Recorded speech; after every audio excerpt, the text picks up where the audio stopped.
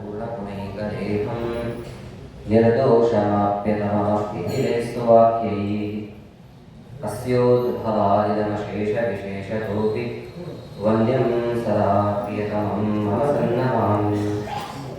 व्याप्तिर्यस्य निजे निजेन मनसा पक्षे सपक्षे स्थितिः व्यावृत्तिश्च विपक्षतोऽथविषये सत्तिर्नविवादिते नैवास्ति प्रतिपक्षयुक्तिरतुलं शुद्धं प्रमाणं समे भूयात् तत्त्वविनिर्णयाय भगवान् आनन्दतीर्थो मुनिः यं प्रौरजन्तमपेतमपेतकृत्यं द्वैपायनो विरहकातुराजभाव पुत्रेति तन्मयतया तर्कोऽपि नेदुः तं सर्वभूतहृदयं मुनिमानतोऽस्मि।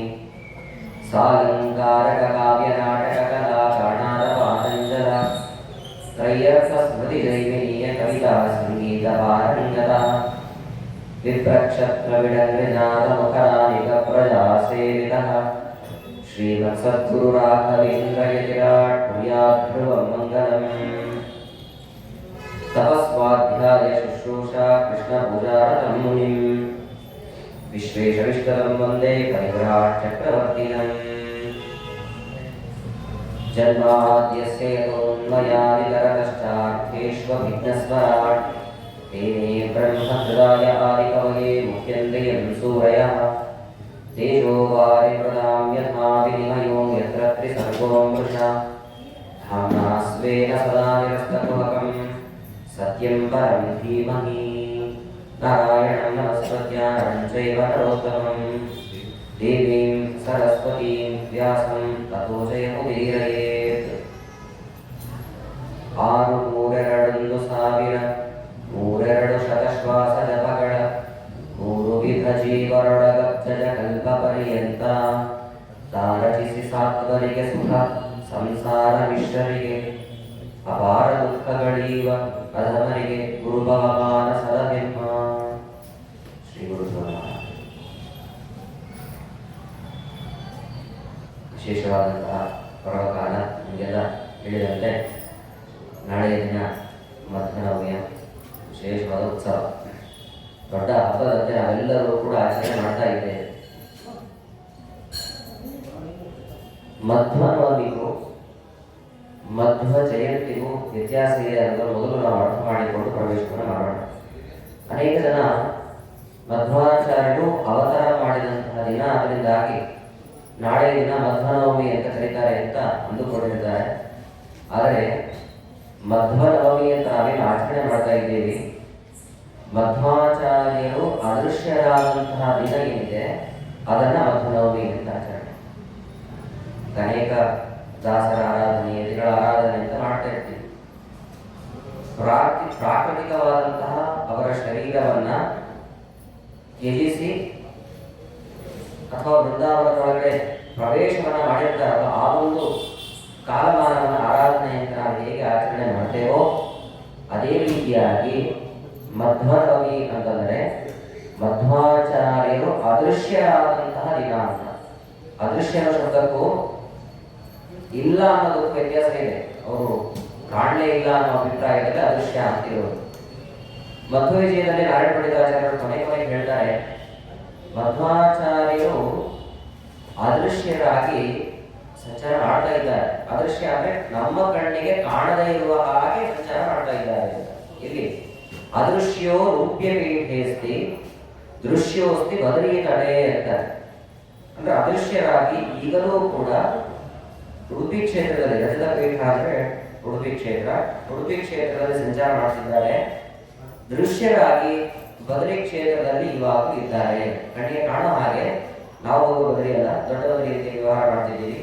ಆ ಬದರಿ ಕ್ಷೇತ್ರದಲ್ಲಿ ವ್ಯಾಸರ ಬಳಿ ನಿರಂತರವಾಗಿ ಪಾಠವನ್ನು ಶ್ರವಣ ಮಾಡ್ತಾ ಇವಾಗಲೂ ಇದ್ದಾರೆ. ಹಾಗಾದರೆ ಅದೃಶ್ಯರಾದಂತಹ ಕಾಲಮಾನ ಏನಿದೆ ಅದನ್ನ ನಾವು ಮಧ್ವನವಮಿ ಅಂತ ಆಚರಣೆ ಮಾಡ್ತಾ ಇದ್ದೇವೆ. ಇನ್ನು ಆಚಾರ್ಯ ಮಧ್ವರು ಅವತಾರ ಮಾಡಿದಂತಹ ದಿನ ಏನಿದೆ ಅದನ್ನ ಮಧ್ವ ಜಯಂತಿ ಅಥವಾ ವಿಜಯದಶಮಿ ಅಂತ ನಾವು ವ್ಯವಹಾರ ಮಾಡ್ತೀವಿ. ಮಧ್ವ ಜಯಂತಿ ಅಂತ ಕಡಿಮೆ ವ್ಯವಹಾರ. ವಿಜಯದಶಮಿ ಅಂತ ನವರಾತ್ರೋತ್ಸವದಲ್ಲಿ ದಶಮಿ ದಿನ ಬರುತ್ತಲ್ಲ, ಆವತ್ತು ಮಧ್ವಾಚಾರ್ಯರು ಅವತಾರವನ್ನು ಮಾಡಿದ್ದಾರೆ ಅಂತ ತಿಳಿದಿದೆ. ಈ ಮಧ್ವಾಚಾರ್ಯರ ಅವತಾರದ ವಿಷಯ ಅಥವಾ ಅವರ ಮಹಿಮೆಯನ್ನ ಶ್ರವಣ ಮಾಡಬೇಕು ಅಂತಂದ್ರೆ, ಒಂದು ವೇಳೆ ಆಚಾರ್ಯ ಮಧ್ವರು ಅವತಾರ ಮಾಡದೇ ಇದ್ದರೆ ಹೇಗಿರ್ತಿತ್ತು ಅಂತ ಊಹೆ ಮಾಡಿಕೊಳ್ಳಬೇಕು. ಆವಾಗ ಆಚಾರ್ಯ ಮಧ್ವರು ಅವತಾರ ಮಾಡಿ ನಮ್ಗೆ ಎಷ್ಟು ಅನುಗ್ರಹ ಮಾಡಿದ್ದಾರೆ ಅನ್ನೋದು ಗೊತ್ತಾಗುತ್ತೆ. ಸ್ವಾತಂತ್ರ್ಯ ದಿನಾಚರಣೆ ಅಂತ ನಾವೆಲ್ಲರೂ ಕೂಡ ವಿಶೇಷವಾಗಿ ಸಂತಸದಿಂದ ಕಾಲವನ್ನು ಕಳೀತೇವೆ. ಆದರೆ ಸ್ವಾತಂತ್ರ್ಯದ ಪರಿವೇ ಇಲ್ಲ ನಮಗೆ.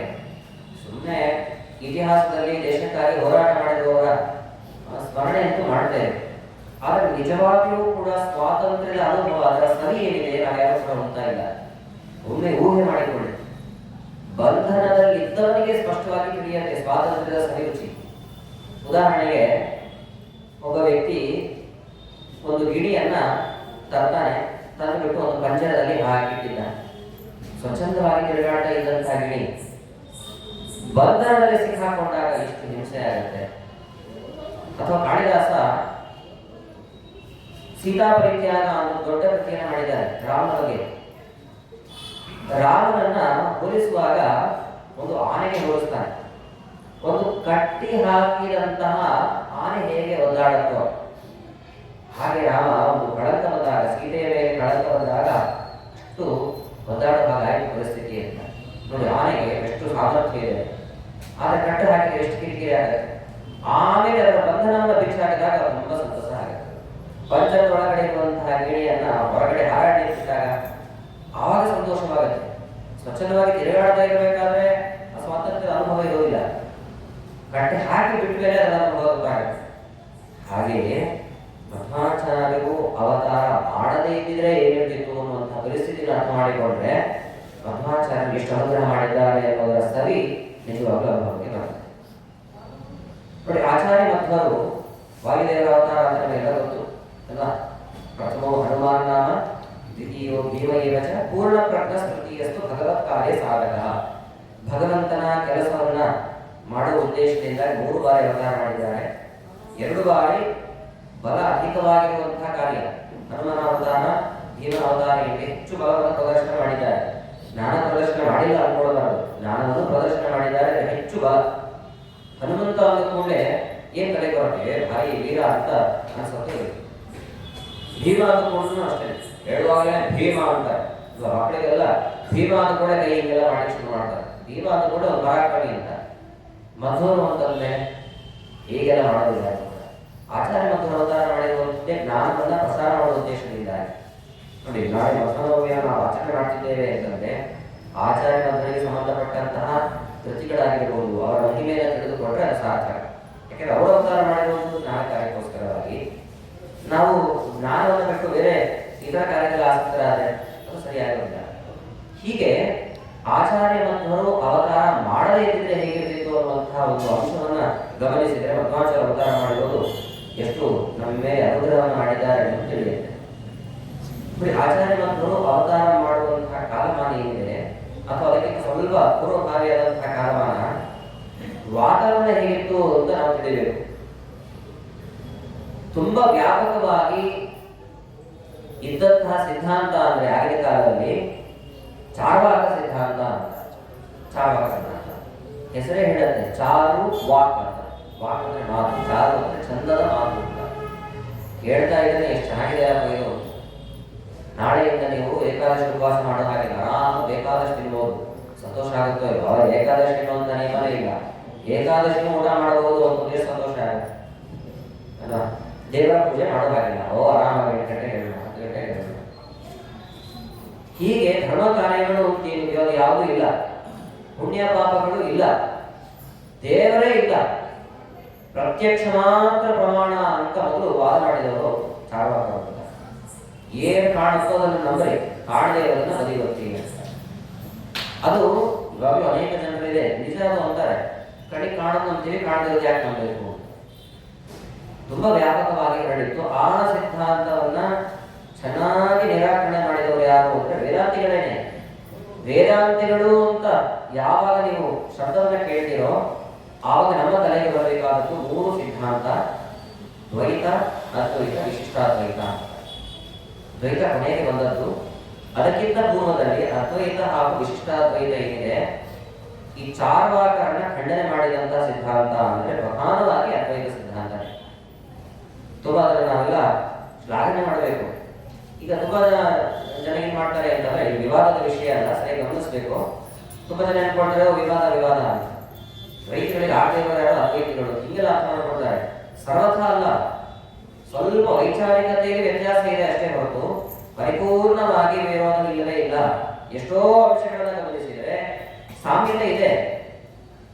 ಯಾವ ವಿಷಯದಲ್ಲಿ ಅಂತಂದ್ರೆ ನೋಡಿ, ಚಾರ್ವಾಕರನ್ನ ನಾನೇ ಹೇಳಿದ ಹಾಗೆ ಬರೀ ಪ್ರತ್ಯಕ್ಷ ಮಾತ್ರ ಪ್ರಮಾಣ ಅಂತ ಹೇಳಿದವರು ಅವರನ್ನ ಖಂಡನೆ ಮಾಡಲಿಕ್ಕೆ ಹೊರಟಂತಹ ವಿಶಿಷ್ಟಾದ್ವೈತ ಹಾಗೂ ಅದ್ವೈತ ಸಿದ್ಧಾಂತವನ್ನು ಪ್ರತಿಪಾದನೆ ಮಾಡೋದೇನು ಅಂತಂದ್ರೆ ವೇದ ಅನ್ನುವಂಥದ್ದು ಪ್ರಮಾಣ ಅಂತ ಸ್ಥಾಪನೆ ಮಾಡಿ ಶುರು ಮಾಡ್ತಾರೆ.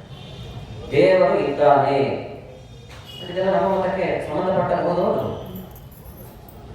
ನಮ್ಮ ಸಿದ್ಧಾಂತದಲ್ಲೂ ಕೂಡ ವ್ಯಾಸರಾಜರ ಅದ್ಭುತವಾದಂತಹ ಶ್ಲೋಕ ಮನೆಗೆ ಕಡೆ ಕೇಳ್ತೇವೆ. ಶ್ರೀಮನ್ ಮಧ್ವಮತೆ ಹರಿಪರತರಃ ಸತ್ಯಂ ಜಗತ್ತತ್ವದೋ ಭೇದೋ ಜೀವಗಣಾಃ ಹರೇರನುಚರಾಃ ನೀಚೋಚ್ಚ ಭಾವಂಗತಾಃ ಮುಕ್ತಿರ್ನೈಜ ಸುಖಾನುಭೂತಿರಮಲಾ ಭಕ್ತಿಶ್ಚ ತತ್ಸಾಧನಂ ಯಕ್ಷಾದಿತ್ರಿಗಯಂ ಪ್ರಾಣಮಖಿಲಾಂ ನಾಯೇಕ ವೇದ್ಯೋ ಹರಿಃ. ನಮ್ಮ ಸಿದ್ಧಾಂತಗಳು 3 ಪ್ರಮಾಣ: ಪ್ರತ್ಯಕ್ಷ, ಅನುಮಾನ, ಆಗಮ. ಈ ವಿಷಯದಲ್ಲಿ ವಿವಾದ ಇಲ್ಲವೇ ಇಲ್ಲ. ಎಲ್ಲ ವೇದಾಂತಿಗಳಿಗೂ ಸಮಾನ ಇದೆ. ಅದರಲ್ಲಿ ಸ್ವಲ್ಪ ವ್ಯತ್ಯಾಸ ಇದೆ. ದೇವರಿದ್ದಾನೆ ಎಲ್ಲರೂ ಹೇಳುವಂಥದ್ದೇ, ಆದರೆ ದೇವರು ಹೇಗಿದ್ದಾನೆ? ಅವನಿಗೂ ಆಕಾರ ಇಲ್ಲ, ಅವನಲ್ಲಿ ಗುಣ ಇಲ್ಲ ಅಂತ ಇತರ ಸಿದ್ಧಾಂತದವರು ಪ್ರತಿಪಾದನೆ ಮಾಡಿದರೆ, ಆಚಾರ್ಯ ಪರಮಾತ್ಮ ಅನಂತ ಕಲ್ಯಾಣಗಳ ಪರಿಪೂರ್ಣ, ಅವನಿಗೆ ಒಂದು ಸ್ಪಷ್ಟವಾದಂತಹ ಅಪರಾಕ್ತವಾದಂತಹ ರೂಪ ಇದೆ, ಭೇದ ಇದೆ, ನಮಗೂ ಪರಮಾತ್ಮನಿಗೂ ಭೇದ ಇದೆ. ಪಂಚಭೇದಗಳನ್ನು ಸ್ಥಾಪನೆ ಮಾಡಿದವರು ಆಚಾರ್ಯ. ಹಾಗಾದರೆ ಗಮನಿಸಬೇಕಾದದ್ದೇನು ಅಂತಂದ್ರೆ ಎಷ್ಟೋ ವಿಷಯಗಳಲ್ಲಿ ಸಾಮ್ಯತೆ ಇದೆ. ಚಾರ್ವಾಕರ ನಂತರದಲ್ಲಿ ಬಂದಂತಹ ಸಿದ್ಧಾಂತಗಳನ್ನು ಗಮನಿಸಿದರೆ ತುಂಬಾ ವ್ಯಾಪಕವಾಗಿದ್ದಂತಹ ಸಿದ್ಧಾಂತ. ಒಟ್ಟು 21 ಸಿದ್ಧಾಂತಗಳು ಅಂತ 21 ಸಿದ್ಧಾಂತಗಳು. ಆ 21 ಸಿದ್ಧಾಂತಗಳು ಅನೇಕ ವಿಷಯಗಳನ್ನ ತಿಳಿಸುವಾಗ ವೈಜ್ಞಾನಿಕವಾಗಿರ್ತಕ್ಕಂತಹ ಸಿದ್ಧಾಂತವನ್ನು ಅವರು ನಿರೂಪಣೆ ಮಾಡಲಿಲ್ಲ ಅನ್ನುವಂತಹ ಅಂಶವನ್ನ ನಾವು ಪುಸ್ತಕಗಳಲ್ಲಿ ಗಮನಿಸ್ತೇವೆ. ಏನದು ವೈಜ್ಞಾನಿಕವಾದಂತಹ ಅಂಶಗಳನ್ನು ತಿಳಿಸಲಿಲ್ಲ ಅಂತಂದ್ರೆ ಒಂದು ಲೌಕಿಕ ದೃಷ್ಟಾಂತ ಕೊಟ್ಟರೆ ಸ್ಪಷ್ಟವಾಗಿ ಅರ್ಥ ಆಗುತ್ತೆ. ಒಬ್ಬ ವಿಜ್ಞಾನಿ ಒಂದು ಏನೋ ಹೊಸದಾದದ್ದನ್ನು ನಾನು ಕಂಡುಹಿಡಿಯಬೇಕು ಅಂತ ಹೊರಟ, ಹೊಸದೇನಾದ್ರೂ ಮಾಡಬೇಕು ಅಂತ. ಯಾಕೆಂದ್ರೆ ಇರೋದನ್ನೇ ಪ್ರತಿಪಾದನೆ ಮಾಡಿದ್ರೆ ಅವನಿಗೆ ಹೆಸರು ಬರೋಣ. ಹೊಸದೇನೋ ಮಾಡಬೇಕು. ಈಗಾದ್ರೂ ಅದೇ ನಡೀತಾ ಇರೋದು ವ್ಯಾಪಕವಾಗಿ. ದೋಸೆ ಹಿಟ್ಟಿನಿಂದ ಗುಂಡ್ಪಕ್ಲೆಯಿಂದ ಅದನ್ನು ತಯಾರು ಮಾಡಬಹುದು, ಆದ್ರೆ ಹೊಸದೇನಾದ್ರು ಮಾಡಬೇಕಲ್ಲ ಅಂತಂದು ಇನ್ನೇನೇನೋ ಮಾಡ್ತೇವೆ. ಇಡ್ಲಿಯ ಪಾತ್ರೆಯಲ್ಲಿ ದೋಸೆ ಹಿಟ್ಟನ್ನು ಹಾಕ್ಬಿಟ್ಟು ಏನೋ ಹೊಸ ಕಂಡುಹಿಡಿಯೋಣ. ಎಷ್ಟು ಪ್ರಯೋಗ ಆಗ್ತಿದೆ ಅಲ್ವಾ? ಇಡ್ಲಿ ಕಡಿಮೆ, ಈ ದೋಸೆ ಹಿಟ್ಟಿನ ಮೇಲೆ ಎಷ್ಟು ಪ್ರಯೋಗಗಳು ಆಗ್ತಾ ಇದೆ. ಏನೋ ಹೊಸ ಮಾಡಬೇಕು. ಹಿಂದಿನ ಕಾಲದಲ್ಲಿ ಇರ್ತಿದ್ದು ಒಬ್ಬ ವಿಜ್ಞಾನಿ ಕೊಡ್ತಾರೆ, ಹೊಸದೇನಾದ್ರು ಕಂಡುಹಿಡಿಬೇಕು ನಾನು. ಹೀಗೆ ವಿಚಾರ ಮಾಡ್ತಾ ಇರ್ಬೇಕಾದ್ರೆ ಅವ್ರ ಮುಂದೆ ಒಂದು ಕಪ್ಪೆ ಹಾಕಿ ಹೋಗ್ತಾರೆ. ಈ ಕಪ್ಪೆ ಇದೆ, ಕಪ್ಪೆಯನ್ನು ಹಿಡಿದುಕೊಂಡು ನಾನು ಏನಾದ್ರು ಸಂಶೋಧನೆ ಮಾಡೋಣ ಅಂತ ಹೊರಟ. ಏನ್ ಮಾಡೋಣ ಅಂತಂದ್ರೆ ಕಪ್ಪೆ ಜೊತೆಗೆ ದಿನ ಒಡನಾಟ. ಇವರು ಹೇಳೋದನ್ನೆಲ್ಲ ಕಪ್ಪೆ ಅರ್ಥ ಮಾಡಿಕೊಡ್ಬೇಕು. ಆ ರೀತಿಯಾಗಿ ಟ್ರೈನ್ ಮಾಡೋದು ಅದನ್ನ. ಈಗ ಪ್ರಾಣಿಗಳನ್ನೆಲ್ಲ ಟ್ರೈನ್ ಮಾಡ್ತಾರೆ. ಗಿಣಿ ಇವನು ಹೇಳಿದಕ್ಕೆ ಪ್ರತಿಕ್ರಿಯೆ ಕೊಡಬೇಕು. ಶ್ವಾನಗಳು, ಆ ಶ್ವಾನ ಇವ್ರು ಹೇಳಿದ ಹಾಕಿ ಹೇಳಬೇಕು. ರನ್ ಅಂದ್ರೆ ಓಡಬೇಕು, ಜಂಪ್ ಅಂದ್ರೆ ಜಂಪ್ ಮಾಡಬೇಕು. ಆ ರೀತಿಯಾಗಿ ಟ್ರೈನ್ ಮಾಡ್ತಾರೆ. ಹಾಗೆ ಕಪ್ಪೆ ಟ್ರೈನ್ ಮಾಡಿದ್ದಾನೆ. ಇದು ದೊಡ್ಡ ಸಾಧನೆ ಅಲ್ವಾ ಇದು? ಕೊನೆಗೆ ಅವನು ಅನ್ಕೊಳ್ತಾನೆ, ಇವತ್ತು ನನ್ನ ಸಂಶೋಧನೆ ಕಾಲ ಅಂತ ಅನ್ಕೊಳ್ತಾನೆ. ಏನ್ ಮಾಡ್ದ ಅಂದ್ರೆ ಹೇಳ್ತಾರೆ ಕಪ್ಪೆಗೆ ಜಂಪ್ ಅಂತದ. ಕಪ್ಪೆ ಜಿಗಿತು, ನೋಡೋದು ಹೇಳ್ಕೊಂಡೆ ಜಿಗಿತು. ಓ ಸರಿ, ನಾನು ಜಂಪ್ ಅಂದ್ರೆ ಜಿಗಿಯುತ್ತೆ. ಆಮೇಲೆ ಏನ್ ಮಾಡ್ದ ಅಂದ್ರೆ ಸಂಶೋಧನೆ ಮಾಡುವಂತ ವ್ಯಕ್ತಿ ವಿಜ್ಞಾನಿ ಆ ಕಪ್ಪೆಗಳ ಕಾಲನ್ನು ಕತ್ತರಿಸಿ ಜಂಪ್ ಅಂತಂದ, ಜಿಗಿದೇ ಇಲ್ಲ. ಆವಾಗ ಅವನು ಥಿಯರಿ ಬರ್ಕೊಳ್ತಾನೆ, ನಾನು ಒಂದು ಹೊಸ ವಿಷಯವನ್ನು ಕಂಡುಕೊಂಡೆ. ಏನು ಅಂತಂದ್ರೆ ಕಪ್ಪೆಗಳಿಗೆ ಕಾಲು ಕತ್ತರಿಸಿದ್ರೆ ಕಿವಿ ಕೇಳೋದಿಲ್ಲ ಅಂತ ಸಂಶೋಧನೆಯನ್ನು ಕಂಡುಕೊಂಡ. ಎಷ್ಟು ಹುಚ್ಚಾರ ಅಂದ್ರೆ ಅದು. ಕಾಲಿದ್ರೆ ಹಾಟ ಇತ್ತು, ಕಾಲು ಇಲ್ಲದೆ ಇರೋದ್ರೆ ಜಿಗಿಲಿಲ್ಲ ತಾನೇ ಅದು. ಆದ್ರೆ ಅವನೇನು ಅನ್ಕೊಂಡ, ಕಾಲು ಇಲ್ಲದೆ ಇದ್ರೆ ಕಿವಿ ಕೇಳೋದಿಲ್ಲ ಅಂತ ಸಂಶೋಧನೆ ಮಾಡ. ಎಂಥ ಅಭ್ಯಾಸಕರ. ಇಂತಹ ಅನೇಕ ಸಿದ್ಧಾಂತಗಳಿತ್ತು. ಮಧ್ವಾಚಾರ್ಯರು ಅವತಾರ ಮಾಡೋದಕ್ಕಿಂತ ಮೊದಲು ಅಂತ ಎಲ್ಲ ಸಿದ್ಧಾಂತವನ್ನ ದೂಷಣೆ ಮಾಡಿ ಸ್ಪಷ್ಟವಾದಂತಹ ಒಂದು ಸಿದ್ಧಾಂತವನ್ನು ಸ್ಥಾಪನೆ ಮಾಡಿದ್ದಾರೆ ಆಚಾರ್ಯರು. ಹಾಗಾಗಿ ಪ್ರತಿನಿತ್ಯ ನಾವು ಮಧ್ವಾಚಾರ್ಯರನ್ನ ಸ್ಮರಣೆ ಮಾಡಿಕೊಳ್ಳಲೇಬೇಕು. ಮಾಡ್ತಾ ಇದ್ದೀವಿ, ಆದರೆ ಅರಿವಿಲ್ಲ ಅಷ್ಟೇ. ಯಾವಾಗ ಹೇಳ್ತಿದ್ದೀವಿ? ಊಟ ಕುತ್ಕೊಂಡಾಗ ಹೇಳ್ತೀವಿ ನೋಡಿ. ಬ್ರಹ್ಮಾಂತ ಗುರವ ಸಾಕ್ಷಾತ್ ಇಷ್ಟಂ ದೈವಂ ಶ್ರೀಯತ್ವಮಿ ಆಚಾರ್ಯ ಶ್ರೀಮದಾಚಾರ್ಯ ಸಂತು ಜನ್ಮನಿ ಜನ್ಮನಿ ಸಂತು ಮೇ ಜನ್ಮ ಜನ್ಮ. ಎರಡು ಥರ ಪಾಠ ಇದೆ, ಎರಡು ಸರಿ. ಸಂತು ಮೇ ಜನ್ಮ ಜನ್ಮನಿ ಹಾಗೆ ಹೇಳಬೇಕು. ಕೆಲವರು ಹೇಳುವ ಸ್ವಲ್ಪ ವ್ಯತ್ಯಾಸವನ್ನು ಹೇಳ್ಬಿಡ್ತಾರೆ. ಸಂತು ಮೇ ಜನ್ಮನಿ ಜನ್ಮನಿ ಅಲ್ವಾ, ಜರ್ಮನಿ ಜರ್ಮನಿ ಅಂತ. ಸಂತು ಮೇ ಜರ್ಮನಿ ಜರ್ಮನಿ ಜರ್ಮನಿ ಜರ್ಮನಿಗೆ ಹೋಗಿ ಹುಟ್ಟಬೇಕಾದ್ರೆ ಮಧ್ವಾಚಾರ್ಯರನ್ನ ಅವತಾರ ಮಾಡಲಿಕ್ಕಾಗಿ ಜರ್ಮನಿಗೆ ಹುಟ್ಟುಬಿಟ್ಟು ಅವತಾರವನ್ನು ಮಾಡಿಬಿಟ್ಟು ಅನುಗ್ರಹ ಮಾಡಬೇಕು. ಯಾಕೆ ಜರ್ಮನಿ ಅಂತ? ಭಾರತ ದೇಶದಲ್ಲೇ ಅವತಾರ ಮಾಡೋದು. ನಾವೆಲ್ಲ ಹುಟ್ಟಿದಂತರು. ಪುರಾಣಗಳಲ್ಲಿ ಸ್ಪಷ್ಟವಾಗಿ ಹೇಳ್ತಾರೆ, ಅದ್ಯಾಪಿ ದೇವಾಹ ಇಚ್ಛಂತಿ ಜನ್ಮ ಭಾರತ ಭೂತಲೆ. ಭಾರತ ದೇಶದಲ್ಲಿ ನಾವು ಹುಟ್ಟಬೇಕು ಅಂತ ಕಾಯ್ದಾ ಇದ್ದಾರೆ ದೇವತೆಗಳು, ದೇವಾಹ. ನಾವೆಲ್ಲ ಹುಟ್ಟಿದ್ದೇವೆ ಎಂದು ಎಷ್ಟು ಅನುಗ್ರಹ ಮಾಡಿದ್ದಾನೆ ದೇವರು ಅರ್ಥ ಮಾಡಿಕೊಂಡು. ಹೀಗೆ ಮಧ್ವಾಚಾರ್ಯರ ಅವತಾರವನ್ನು ಮಾಡಿ ಸ್ಪಷ್ಟವಾದಂತಹ ತಮ್ಮ ಸಿದ್ಧಾಂತವನ್ನು ಸ್ಥಾಪನೆ ಮಾಡಿದ್ದಾರೆ. ಹೀಗೆ ಮಧ್ವಾಚಾರ್ಯರು ಸ್ಥಾಪನೆ ಮಾಡಿದಂತಹ ಸಿದ್ಧಾಂತವನ್ನ ನಾವು ಅಧ್ಯಯನ ಮಾಡ್ತಾ ಹೋದ್ರೆ ಇದು ವಾಕ್ಯವಾಗಿರ್ತಕ್ಕಂತಹ ಮಧ್ವರ ಅನುಗ್ರಹ, ಅನೇಕ ಅನುಗ್ರಹ. ಮಧ್ವಾಚಾರ್ಯ ಸಿದ್ಧಾಂತವನ್ನೇ ಗಮನಿಸುವುದು ಅಂತಾದರೆ ಮಧ್ವಾಚಾರ್ಯರಿಗೆ ಸಂಬಂಧಪಟ್ಟಂತಹ ಭಾಷ್ಯ, ಮಧ್ವಾಚಾರ್ಯ ರಚನೆ ಮಾಡಿರುವಂತಹ ಕೃತಿಗಳನ್ನೆಲ್ಲ ಭಾಷ್ಯ ಅಂತ ಕರೀತಾರೆ. ಟೀಕಾಚಾರ್ಯ ರಚನೆ ಮಾಡಿರುವಂತಹ ಗ್ರಂಥಗಳನ್ನೆಲ್ಲ ಟೀಕೆ ಅಂತ ಕರೀತಾರೆ. ಉಳಿದು ಯಾರೇ ರಚನೆ ಮಾಡಲಿ ಹೋಗ್ತದೆ ವ್ಯಾಖ್ಯಾನ ಅಂತಂತಾರೆ. ಟೀಕಾಚಾರ್ಯ ರಚನೆ ಮಾಡಿರೋದನ್ನು ಕೂಡ ಟೀಕಾಚಾರ್ಯ ರಚನೆ ಮಾಡಿರೋದು ಭಾಷ್ಯ ಅಂತ ಅನ್ನೋದಿಲ್ಲ, ಟೀಕೆ ಅಷ್ಟೇ. ರಾಯರು ಬರೆದಿರೋದು ಪರಿಮಳ, ರಾಯರು ಭಾಷೆ ರಚನೆ ಮಾಡಿರೋ ಹೇಳೋದಿಲ್ಲ. ಪರಮಾತ್ಮನ ಅನೇಕ ಮಾತುಗಳೆಲ್ಲ ಇದೆ. ಪುರಾಣಕ್ಕೆ ಸಂಬಂಧಪಟ್ಟಂತಹ ಮಾತುಗಳಾಗಿರಬಹುದು, ಸೂತ್ರಗಳಾಗಿರಬಹುದು, ಅವುಗಳನ್ನೆಲ್ಲ ವ್ಯಾಖ್ಯಾನಿಸಿದ್ದಾರೆ ನಮ್ಮ ಆಚಾರ್ಯರು. ಹೀಗೆ ಅವರ ಭಾಷ್ಯ ಏನಿದೆ, ಭಾಷ್ಯದ ಒಂದೊಂದು ಅಕ್ಷರಗಳನ್ನ ಶ್ರವಣ ಮಾಡಿದರೆ, ಅಧ್ಯಯನ ಮಾಡಿದರೆ ಏನು ಫಲ ಅನ್ನೋದು ನಾರಾಯಣ ಪಂಡಿತಾಚಾರ್ಯರು ಮಧ್ವವಿಜಯ ಗ್ರಂಥದಲ್ಲಿ ದಾಖಲೆ ಮಾಡ್ತಾರೆ. ನೋಡಿ, ನಾವೆಲ್ಲ ಶ್ರವಣ ಮಾಡ್ತಿದ್ದೀವಿ.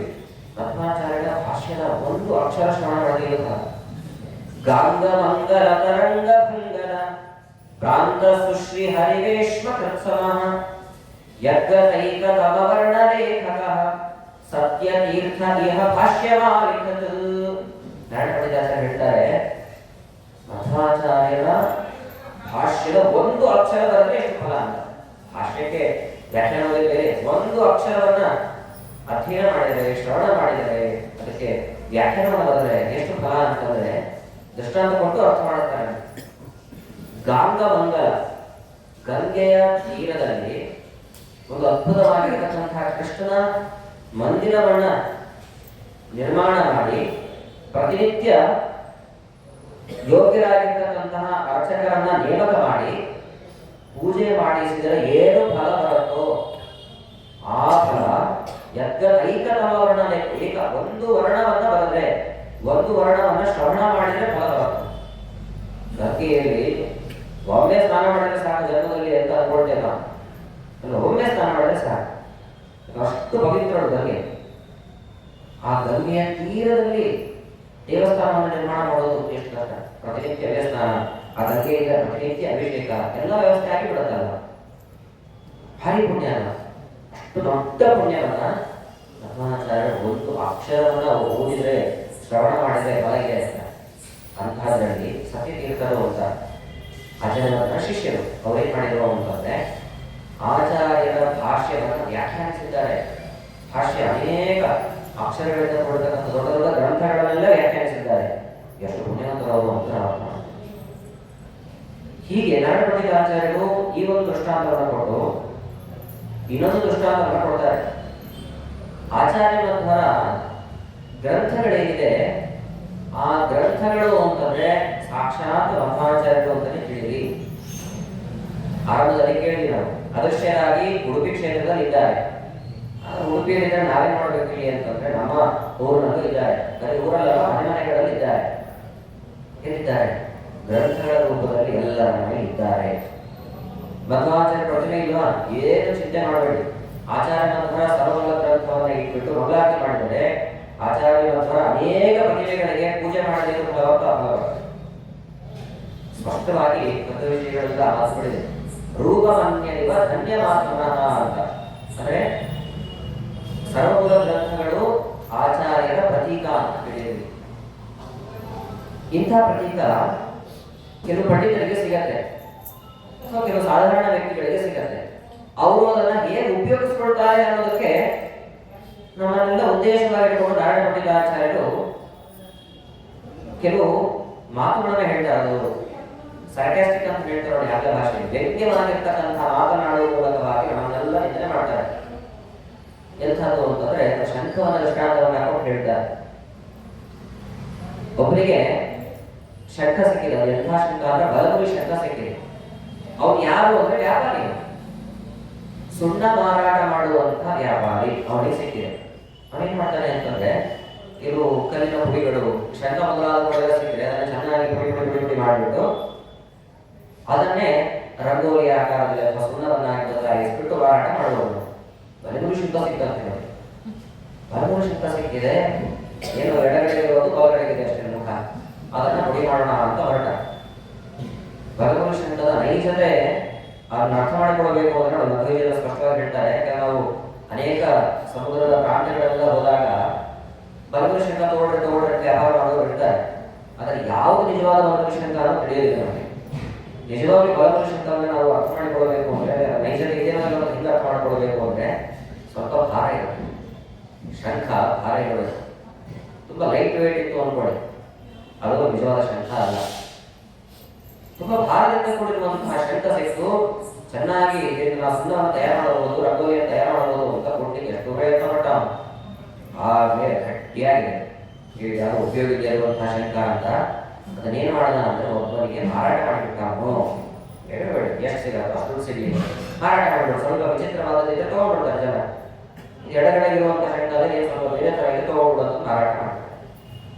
ಚೂರ್ಣ ವಿವಿಧ ಶಂಖ ಚೂರ್ಣಕಃ ಚೂರ್ಣನಾಯ ಬಹುದಾಪ್ಯ ಶಕ್ನುವನ್ ಬಹುದ ತುಂಬಾ ಪ್ರಯತ್ನ ಪಟ್ಟ ಅಶಕ್ನುವನ್ ಆಗಲಿಲ್ಲ ಅವರಿಗೆ. ಅತ್ಯಜತ್ ವಿಫಲದಿ ಪ್ರದಕ್ಷಿಣ ವರ್ತವಾರಿ ಜಮನರ್ಘ್ಯಮಪ್ಯೋ ದೊಡ್ಡ ಬೆಲೆ ಬಾಳುವಂತಹ ಶಂಖ ಅದು. ಅಂತಹ ಶಂಖ ನನಗೆ ಇದರಿಂದ ಏನು ಉಪಯೋಗ ಇಲ್ಲ ಅಂತ ಮಾರಾಟ ಮಾಡಿದ್ದ. ದಡ್ಡ ಅನ್ಸತ್ತಲ್ವಾ? ನಮಗೆ ಗೊತ್ತಿಲ್ಲ ಏನು ಅಂತ, ನಮಗೆ ಗೊತ್ತಿಲ್ಲ, ಮಾರಾಟ ಮಾಡಿದ್ದ. ಒಬ್ಬನ ಯಾರು ಪ್ರೀತಿ ಮಾಡೋದಲ್ಲ, ಅವನು ಈ ಸುಣ್ಣವನ್ನು ವ್ಯಾಪಾರ ಮಾಡೋನಲ್ಲ, ಸ್ವಲ್ಪ ಏನಾದರೂ ಹೊಸ ಪದಾರ್ಥ ಸಿಕ್ಕರೆ ಅದನ್ನು ಎಲ್ಲಿ ಕೊಟ್ಟರೆ ಒಳ್ಳೆ ಬೆಲೆ ಬರುತ್ತೆ ಅನ್ನೋದು ಗೊತ್ತಿತ್ತು ಅವನಿಗೆ. ಇದು ಆಂಟಿಕ್ ಪೀಸ್ ಇರೋದು ನೋಡಿ, ಹಳೆಯ ಕಾಲದ ಮನೆಗಳಲ್ಲಿ ಇಟ್ಕೊಂಡು ಹೋಗೋದು ವೇಸ್ಟ್ ಅನ್ನೋದು ಗುಜರಿಗೆ ಹಾಕಿ ಬರ್ತಾರೆ. ಇನ್ನು ಕೆಲವರು ಆಂಟಿಕ್ ಪೀಸ್ ಇದೆ ತುಂಬ ಪುರಾತನ ಕಾಲದ್ದು ಅಂತಂದು ಎಲ್ಲಿ ಮಾರಾಟ ಮಾಡೋದು ಒಳ್ಳೆ ಬೆಲೆ ಬರುತ್ತೋ ಅದು ಮಾರಾಟ ಮಾಡ್ತಾನೆ. ಇವರು ಹಾಗೆ ಮಾಡೋದು ಮಧ್ಯದಲ್ಲಿರ್ತಕ್ಕಂಥ ವ್ಯಕ್ತಿ ಖರೀದಿ ಮಾಡಿದಲ್ಲ, ಅವನೇನು ಮಾಡಿದ ಅಂದ್ರೆ ನೇರವಾಗಿ ರಾಜನ ಹತ್ರನೇ ಹೋದವ. ಈಗಿನ ಕಾಲದ ಗೌರ್ಮೆಂಟ್ ಹತ್ರ ಹೋಗ್ತಾರೆ, ಆಗಿನ ಕಾಲದ ಗೌರ್ಮೆಂಟ್ ಅಂದ್ರೆ ರಾಜರ ಕಡೆ ರಾಜನ ಹತ್ರ ಹೋದ. ರಾಜ ಏನೋ ಇಷ್ಟವಾದಂತಹ ಶಂಖ ಇದು ಬೇರೆ ಯಾರು ಕೊಡಬೇಕು ಅಂತ ಅನಿಸ್ತಿಲ್ಲ, ನಿಮಗೆ ಕೊಡಬೇಕು ಅಂತ ಅನಿಸ್ತಾ ಇತ್ತು. ರಾಜ ತುಂಬಾ ಸಂತೋಷ ಆಯಿತು. ಪ್ರತಿನಿತ್ಯ ಪೂಜೆ ಮಾಡುವಂತಹ ರಾಜ ಅವನು. ಅದನ್ನು ಸ್ವೀಕಾರ ಮಾಡಿ ಒಂದಿಷ್ಟು ಹಣ ಕೊಡ್ತಾನೆ. ಸಾಕು, ಮಧ್ಯಂತಿಗೆ ಅಷ್ಟೇ ಬೇಕಿತ್ತು, ಸಂಪಾದನೆ ಮಾಡಬೇಕಿತ್ತು, ತಗೊಂಡ ಹೊರಟ. ಕೋಪಿತಂ ಗುಣ ವಿಶೇಷ ವೆಚ್ಚ ವಿಕ್ರಿಯ ಭೂರಿ ಧನಮಾಪ ಪುರುಷ ನಕ್ಯ ನರಕ್ಯ ಗುಣಮೂಲ್ಯವಾಪ್ಯತೆ ಭಾಗ್ಯದೈವ ವಿಹ ಯೋಗ್ಯವಾನುಗಂ. ಸಂಪಾದನೆ ಮಾಡಿದ ಸಾಕು ತಂದುಕೊಂಡ ಹೊರಟೆ ಬಿಟ್ಟ. ಭಾಗ್ಯದೈವ ವಿಹ ಯೋಗ್ಯವಾನುಗಂ, ಅವರ ಯೋಗ್ಯತೆ ಅನುಗುಣವಾಗಿ ರಾಜ ಪ್ರೀತಿ ಮಾಡಿದ್ದ. ಅವನೇನು ಮಾಡ್ದ ಅದನ್ನು ಪ್ರದರ್ಶನಕ್ಕಾಗಿ ಹೇಳಲಿಲ್ಲ. ಈಗ ಬಿಟ್ಟುಬಿಡ್ದ. ಏನ್ ಮಾಡ ರಾಜ ಅಂತಂದ್ರೆ ಕ್ರೀತವಾನ್ನರಪತಿರ್ಮಹಾದರ ಸಾಧನಂ ಪುನರುದಾರ ಚೇಷ್ಟಿತ ಅರ್ಚಯನ್ ಸತತಮಾಪ ಸಂಪದೋ ಜ್ಞಾನತಾವಚನ ಚಿತ್ರಗೋಚರ. ಪ್ರತಿನಿತ್ಯ ಪೂಜೆ ಮಾಡ್ತಾ ಇದ್ದ, ಪೂಜೆ ಮಾಡಿಸ್ತಾ ಇದ್ದ. ಅವನಿಗೆ ಗೊತ್ತಿದ್ದಂತ ಕರೆದು ಅದರ ಪ್ರಭಾವ ಏನಾಯ್ತು ಅಂತಂದ್ರೆ ಅವನ ದೇಶ ಏನಿದೆ ಅತ್ಯಂತ ಸುಭಿಕ್ಷೆಯಿಂದ ಕೂಡಿತ್ತು. ಎಷ್ಟು ಹಣ ಬಂದಿರ್ಬೋದು ಅವನಿಗೆ ಅಂತಂದ್ರೆ ನಾರಾಯಣ ಪಂಡಿತಾಚಾರ್ಯ ಹೇಳ್ತಾರೆ, ಬಾಯಿಂದ ಹೇಳಿ ತಾಗದೇ ಇರುವಷ್ಟು ಅಥವಾ ಬಾಯಿಂದ ಹೇಳಿದ್ರು ನಿಮ್ಮ ಮನಸ್ಸಿಗೆ ನಾಟದೇ ಇರುವಷ್ಟು ವಚನ ಚಿತ್ತ ಅಗೋಚರ. ವಚನ ಅಂದ್ರೆ ಮಾತು, ಚಿತ್ತ ಅಂದ್ರೆ ಮನಸ್ಸು, ಅದಕ್ಕೆ ಅಗೋಚರ ಯಾಕೆಂದ್ರೆ ಬಲಭೀಷಣದ ಸಾಮರ್ಥ್ಯ ಏನು ಅಂತ ತಿಳಿದುಕೊಂಡು ಅವರು ಪೂಜೆ ಮಾಡಿಸಿದ. ಬಲಭೀಷಣದ ಸ್ಥಾನದಲ್ಲಿ ಆಚಾರ್ಯ ಮಂತ್ರ ಶಾಸ್ತ್ರ ಅಂತ ತಿಳಿದಿ ಅನೇಕ ಪಂಡಿತರಿಗೂ ಸಿಕ್ಕಿರತ್ತೆ ಇದು. ಕೆಲವರು ಏನ್ ಮಾಡ್ತಾರೆ ಅಂತಂದ್ರೆ ಮನೇಲಿ ಪುಸ್ತಕ ಇರುತ್ತೆ, ಬರೀ ಕಥೆ ಪುಸ್ತಕ ಕಾದಂಬರಿ ಪುಸ್ತಕ ಓದುವವರಿಗೆ ಕಾಂತಾಯ ಕಲ್ಯಾಣ ಧಾಮ್ಯ ಶುರು ಮಾಡಿದ್ರೆ ಏನೋ ಹೇಳ್ತಾರೆ ಇದು, ಇದರಿಂದ ನನಗೇನು ಸಿಗತ್ತೆ? ಏನು ಸಿಗೋದಿಲ್ಲ. ಪಕ್ಕದಲ್ಲಿ ಅವ್ರು ಆಚಾರ್ಯ ಇದ್ದಾರೆ, ಅವರಿಗೂ ಮಾರಾಟ ಮಾಡ್ಬಿಡೋಣ ಅಂತ ಮಾರಾಟ ಮಾಡ್ತಾರೆ. ಆ ದುಡ್ಡಿನ ಪುಸ್ತಕ ಬೆಲೆ ಎಷ್ಟಿತ್ತು ಅಷ್ಟು ಕೊಟ್ಟು ಮನೆಗಿದ್ರೆ ಅದಕ್ಕೂ ಬೆಲೆ ಇಲ್ಲ ಅಂತ ತಿಳ್ಕೊಳ್ಳೋದು. ಕೆಲವು ಆಚಾರ್ಯ ಏನ್ ಮಾಡ್ತಾರೆ ಅಂದ್ರೆ ಅದನ್ನ ಖರೀದಿ ಮಾಡಿದಂತಹ ಆಚಾರ್ಯರು, ಸದ್ಯ ನಾನು ಸೋದರಿಯಿಂದ ಉಪನ್ಯಾಸ ಮಾಡಬೇಕಿತ್ತು, ಪುಸ್ತಕ ಇರಲಿಲ್ಲ ಮನೆಯಲ್ಲಿ, ಖರೀದಿ ಮಾಡಿದ್ದೇನೆ, ಇದರಿಂದ ಬೇಕಾದಷ್ಟು ಹಣ ಸಂಪಾದನೆ ಮಾಡೋಣ ಅಂತ ಶುರು ಮಾಡಿ ಉಪನ್ಯಾಸ ಮಾಡೋದೇ ಅದಕ್ಕೆ ಹಣ ಸಂಪಾದನೆಗಾಗಿ. ಮಧ್ಯವರ್ತಿಯವನ್ನೇನು ಮಾಡ್ದ? ಬಲಭೀಷಣವನ್ನ ಮಾರಾಟ ಮಾಡ್ದ. ಯಾಕೆ? ಹಣ ಸಂಪಾದನೆಗಾಗಿ. ಮಧ್ಯವರ್ತಿ ಎಲ್ಲೂ ಏನ್ ಮಾಡ್ತಾರೆ ಅಂತಂದ್ರೆ ಆಚಾರ್ಯ ಮಾತ್ರ ಗ್ರಂಥಗಳಿದೆ, ಸರ್ವಭೋಗ ಗ್ರಂಥಗಳು, ಅದನ್ನ ಪ್ರತಿನಿತ್ಯ ಪೂಜೆ ಮಾಡ್ತಾರೆ. ಪೂಜೆ ಮಾಡ್ತಾ ಇರುವವರಿಗೆ ಏನು ಫಲ ಸಿಗತ್ತೆ ಅಂತಂದ್ರೆ ಹಾಗೆ ಹೇಳಿದ ಹಾಗೆ ವಚನ ಚಿತ್ತ ಗೋಚರ ಶಿಷ್ಟವಾದಂತಹ ಅನೇಕ ಸಂಪತ್ತುಗಳನ್ನ ಪಡ್ಕೊಳ್ತೀವಿ. ಸಂಪತ್ತು ಅಂತಂದ್ರೆ ಹಣ ಅಂತ ಅರ್ಥ ಅಲ್ಲ, ಆರೋಗ್ಯ ಒಂದು ಸಂಪತ್ತು, ಆಯುಷ್ ಅನ್ನೋದು ಸಂಪತ್ತು, ಆರ್ಥಿಕವಾದಂತಹ ಭೌತಿಕವಾದಂತಹ ಸಂಪತ್ತನ್ನು ಕೂಡ ಕೊಡುವಂತಹ ಶಾಸ್ತ್ರ ಇದು. ಹಾಗೆ ತುಂಬಾ ಎತ್ತರವಾದಂತಹ ಸಿದ್ಧಾಂತ ಅಂದ್ರೆ ಇದು ಆಚಾರ್ಯ ಮಂತ್ರ ಸಿದ್ಧಾಂತ ಅನ್ನೋದನ್ನ ಸಾರಿ ಸಾರಿ ಹೇಳಿದ್ದಾರೆ ನಮ್ಮ ನಾಡಗಳಿದ್ದಾಚಾರ್ಯರು. ವಿಶೇಷ ಈಗ ಮಧ್ವಾಚಾರ್ಯರು ನಮಗೆ ಮಾಡಿದಂತಹ ಅನುಗ್ರಹವನ್ನು ನಾವು ವಿಚಾರ ಮಾಡಿದ್ರೆ, ಸರ್ವೋದ ಗ್ರಂಥಗಳನ್ನ ನಮಗೆಲ್ಲ ಗಮನಿಸಿ ಅನುಗ್ರಹ ಮಾಡಿರುವಂಥದ್ದನ್ನು ಗಮನಿಸಿದ್ರೆ ಬೆಲೆನೇ ಕಟ್ಟಲಿಕ್ಕೆ ಆಗೋದಿಲ್ಲ. ಯಾಕೆ ಅಂತಂದ್ರೆ ತುಂಬಾ ವಿಶಿಷ್ಟವಾದಂತಹ ಗ್ರಂಥಗಳು ಯಾವುದು ಅಂತ ಗಮನಿಸಿದಾಗ ಮೊದಲು ಹೇಳೋದೇ ಶ್ರುತಿ. ವೇದ ಎಂದರೆ ಪ್ರಮಾಣ. ಧರ್ಮಂ ಜಿಜ್ಞಾಸಮಾನ ಪ್ರಮಾಣಂ ಪರಮಂ ಶ್ರುತಿ. ಧರ್ಮದ ಬಗ್ಗೆ ನಿಮಗೆ ಏನಾದರೂ ಗೊಂದಲ ಇತ್ತು ಅಂದ್ರೆ ವೇದ ನೋಡ್ರಿ ನೀವು ಅಂತ. ವೇದದಲ್ಲಿ ಏನಿದೆಯೋ ಅದೇ ಪರಮ ಪ್ರಮಾಣ. ವೇದದಲ್ಲಿ ಹೇಳೋದು ಅರ್ಥ ಆಗಬೇಕಲ್ಲ ನಾವು ಮೊದಲು, ದೊಡ್ಡ ಪಡೆದರಿಗೆ ಅರ್ಥ ಆಗಲ್ಲ. ಮತ್ತೇನ್ ಮಾಡ್ಬೇಕು ನಾವು? ಅದಕ್ಕೆ ವೇದಗಳಿಗಿಂತಲೂ ದೊಡ್ಡ ಸ್ಥಾನವನ್ನು ಯಾರು ಕೊಟ್ಟಿದ್ದಾರೆ ಅಂತಂದ್ರೆ ಬ್ರಹ್ಮಸೂತ್ರಗಳಿಗೆ ಕೊಟ್ಟಿದ್ದಾರೆ. ನೋಡಿ, ಅಪೌರುಷೀಯವಾಗಿ ವಸ್ತುತಃ ವೇದ ಅದೇ ಉತ್ಕೃಷ್ಟ, ಆದರೆ ವೇದಗಳಿಗೆ ಸಂಬಂಧಪಟ್ಟಂತೆ ಸೂತ್ರಗಳನ್ನು ರಚನೆ ಮಾಡಿದ್ದಾರೆ ವೇದವ್ಯಾಸ ದೇವರು. ಅದು ಇನ್ನೂ ಉತ್ಕೃಷ್ಟ ಸ್ಥಾನ ಪಡ್ಕೊಂಡಿದ್ದಾರೆ. ಆ ಸೂತ್ರಗಳು ಅರ್ಥ ಆಗುತ್ತೆ ನಮಗೆ? ಖಂಡಿತ ಅರ್ಥ ಆಗುತ್ತಿಲ್ಲ. ಅದನ್ನ ವ್ಯಾಖ್ಯಾನಿಸಲಿಕ್ಕಾಗಿಯೇ ಆಚಾರ್ಯರು ಅವತಾರವನ್ನು ಮಾಡಿದ್ದಾರೆ. ಎಷ್ಟು ಉಪಕಾರ ಮಾಡಿದ್ದಾರೆ ನಮಗೆ ಮಧ್ವಾಚಾರ್ಯರು. ಹಾಗಾಗಿ ಅವರು ನಮಗೆ ಮಾಡಿದಂತಹ ಉಪಕಾರವನ್ನು ಎಷ್ಟು ಸ್ಮರಣೆ ಮಾಡಿದ್ರು ಕೂಡ ಅದು ಕಡಿಮೆಯೇ.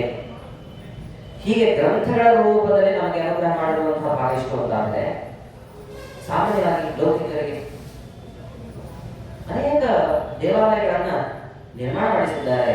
ಪ್ರಧಾನವಾದಂತಹ ದೇವಾಲಯ ನಮಗೆಲ್ಲ ಗೊತ್ತಲ್ಲ, ಉಡುಪಿ ಕ್ಷೇತ್ರದಲ್ಲಿ ಕೃಷ್ಣನನ್ನ ಪ್ರತಿಷ್ಠೆ ಮಾಡಿದ್ದಾರೆ. ಹೇಗಿತ್ತು ಆ ಪ್ರಸಂಗ? ತುಂಬಾ ಸ್ವಾಸ್ಥ್ಯಕರವಾಗಿ ಹೇಳ್ತಾರೆ ನಮ್ಮ ವಿಷಯದಲ್ಲಿ. ವಸ್ತುತಃ ನಾವೇನು ಉಡುಪಿ ಕ್ಷೇತ್ರಕ್ಕೆ ಹೋದಾಗ ಕೃಷ್ಣನನ್ನ ನೋಡ್ತೇವೆ, ಸಾಲಿಗ್ರಾಮ ಶಿಲೆ, ಚೆನ್ನಾಗಿ ನೆನಪಿಟ್ಕೊಳ್ಬೇಕು ನಾವು.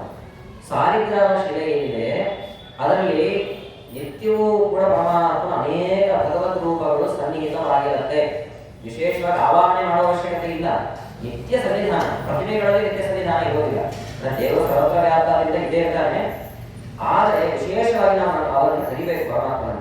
ಅದೇ ಅಲ್ಲ ಎರಡನೇ ಪೂಜೆ. ಯಾವ್ಯಾವ ಧ್ಯಾನ ಸಮರ್ಪಯಾಮಿ ಆವಾಹಯಾಮಿ ಆವಾಹನ ಸಮರ್ಪಯಾಮಿ. ಆವಾಹನೆ ಮಾಡಬೇಕು ನಾವು. ಸಾಲಿಗ್ರಾಮದಲ್ಲಿ ಆವಾಹನೆ ಮಾಡುವ ಅವಶ್ಯಕತೆ ಇಲ್ಲವೇ ಇಲ್ಲ, ಪ್ರತಿಮೆಗಳಲ್ಲಿ ಆವಾಹನೆ ಮಾಡಬೇಕು. ಅದು ಎಂಥ ಪ್ರತಿಮೆ? ನಾವು ಇವಾಗ ನೋಡ್ತಾ ಇರುವಂತಹ ಕೃಷ್ಣನ ಪ್ರತಿಮೆ ಇದೆ, ಕಲಿಯುಗಕ್ಕೆ ಸಂಬಂಧಪಟ್ಟದಲ್ಲ. ಅದು ದ್ವಾಪರ ಯುಗದಲ್ಲಿ ಇದ್ದಂತಹ ಪ್ರತಿಮೆ. ಏನಾಯ್ತು ಆ ಪ್ರಸಂಗ ಸಾಮಾನ್ಯ ಕೇಳಿರೋದಿಲ್ಲ ಎಲ್ಲರೂ ಕೂಡ. ಏನಾಯ್ತು ಅಂತಂದ್ರೆ ದ್ವಾಪರ ಯುಗದಲ್ಲಿ ದೇವಕಿಯ ಬಳಿ ಕೃಷ್ಣನ ಆತ್ಮ ಹೋಗಿದ್ದಾನೆ. ಯಾವಾಗ? ಸುಮಾರು ಕೃಷ್ಣನಿಗೆ ಒಂದು 50-60 ವರ್ಷ ಆಸುಪಾಸು ಇತ್ತು. ದೇವಕಿಗೆ ಒಂದೇ ಆಸೆ. ಏನ್ ಆಸೆ ಅಂತಂದ್ರೆ ಯಶೋದೆ ಕೃಷ್ಣನನ್ನ ಮುದ್ದಾಡಿದ್ದಾಳೆ, ಮಗುವಾಗಿ ನೋಡಿದ್ದಾಳೆ. ಆ ಸೌಭಾಗ್ಯ ನನಗೆ ಸಿಗಲಿಲ್ಲ ಅನ್ನುವಂಥ ಬೇಸರ. ಸಾಮಾನ್ಯ ತಾಯಿಗೆ ಅದೇ ಆಸೆ ಇರುತ್ತೆ, ಮಕ್ಕಳನ್ನ ಎತ್ಕೊಳ್ಬೇಕು, ಮುದ್ದಾಡಬೇಕು. ಎಷ್ಟು ಚೆನ್ನಾಗಿ ಮಾಡಿದ್ದಾರೆ ರಾಜರು.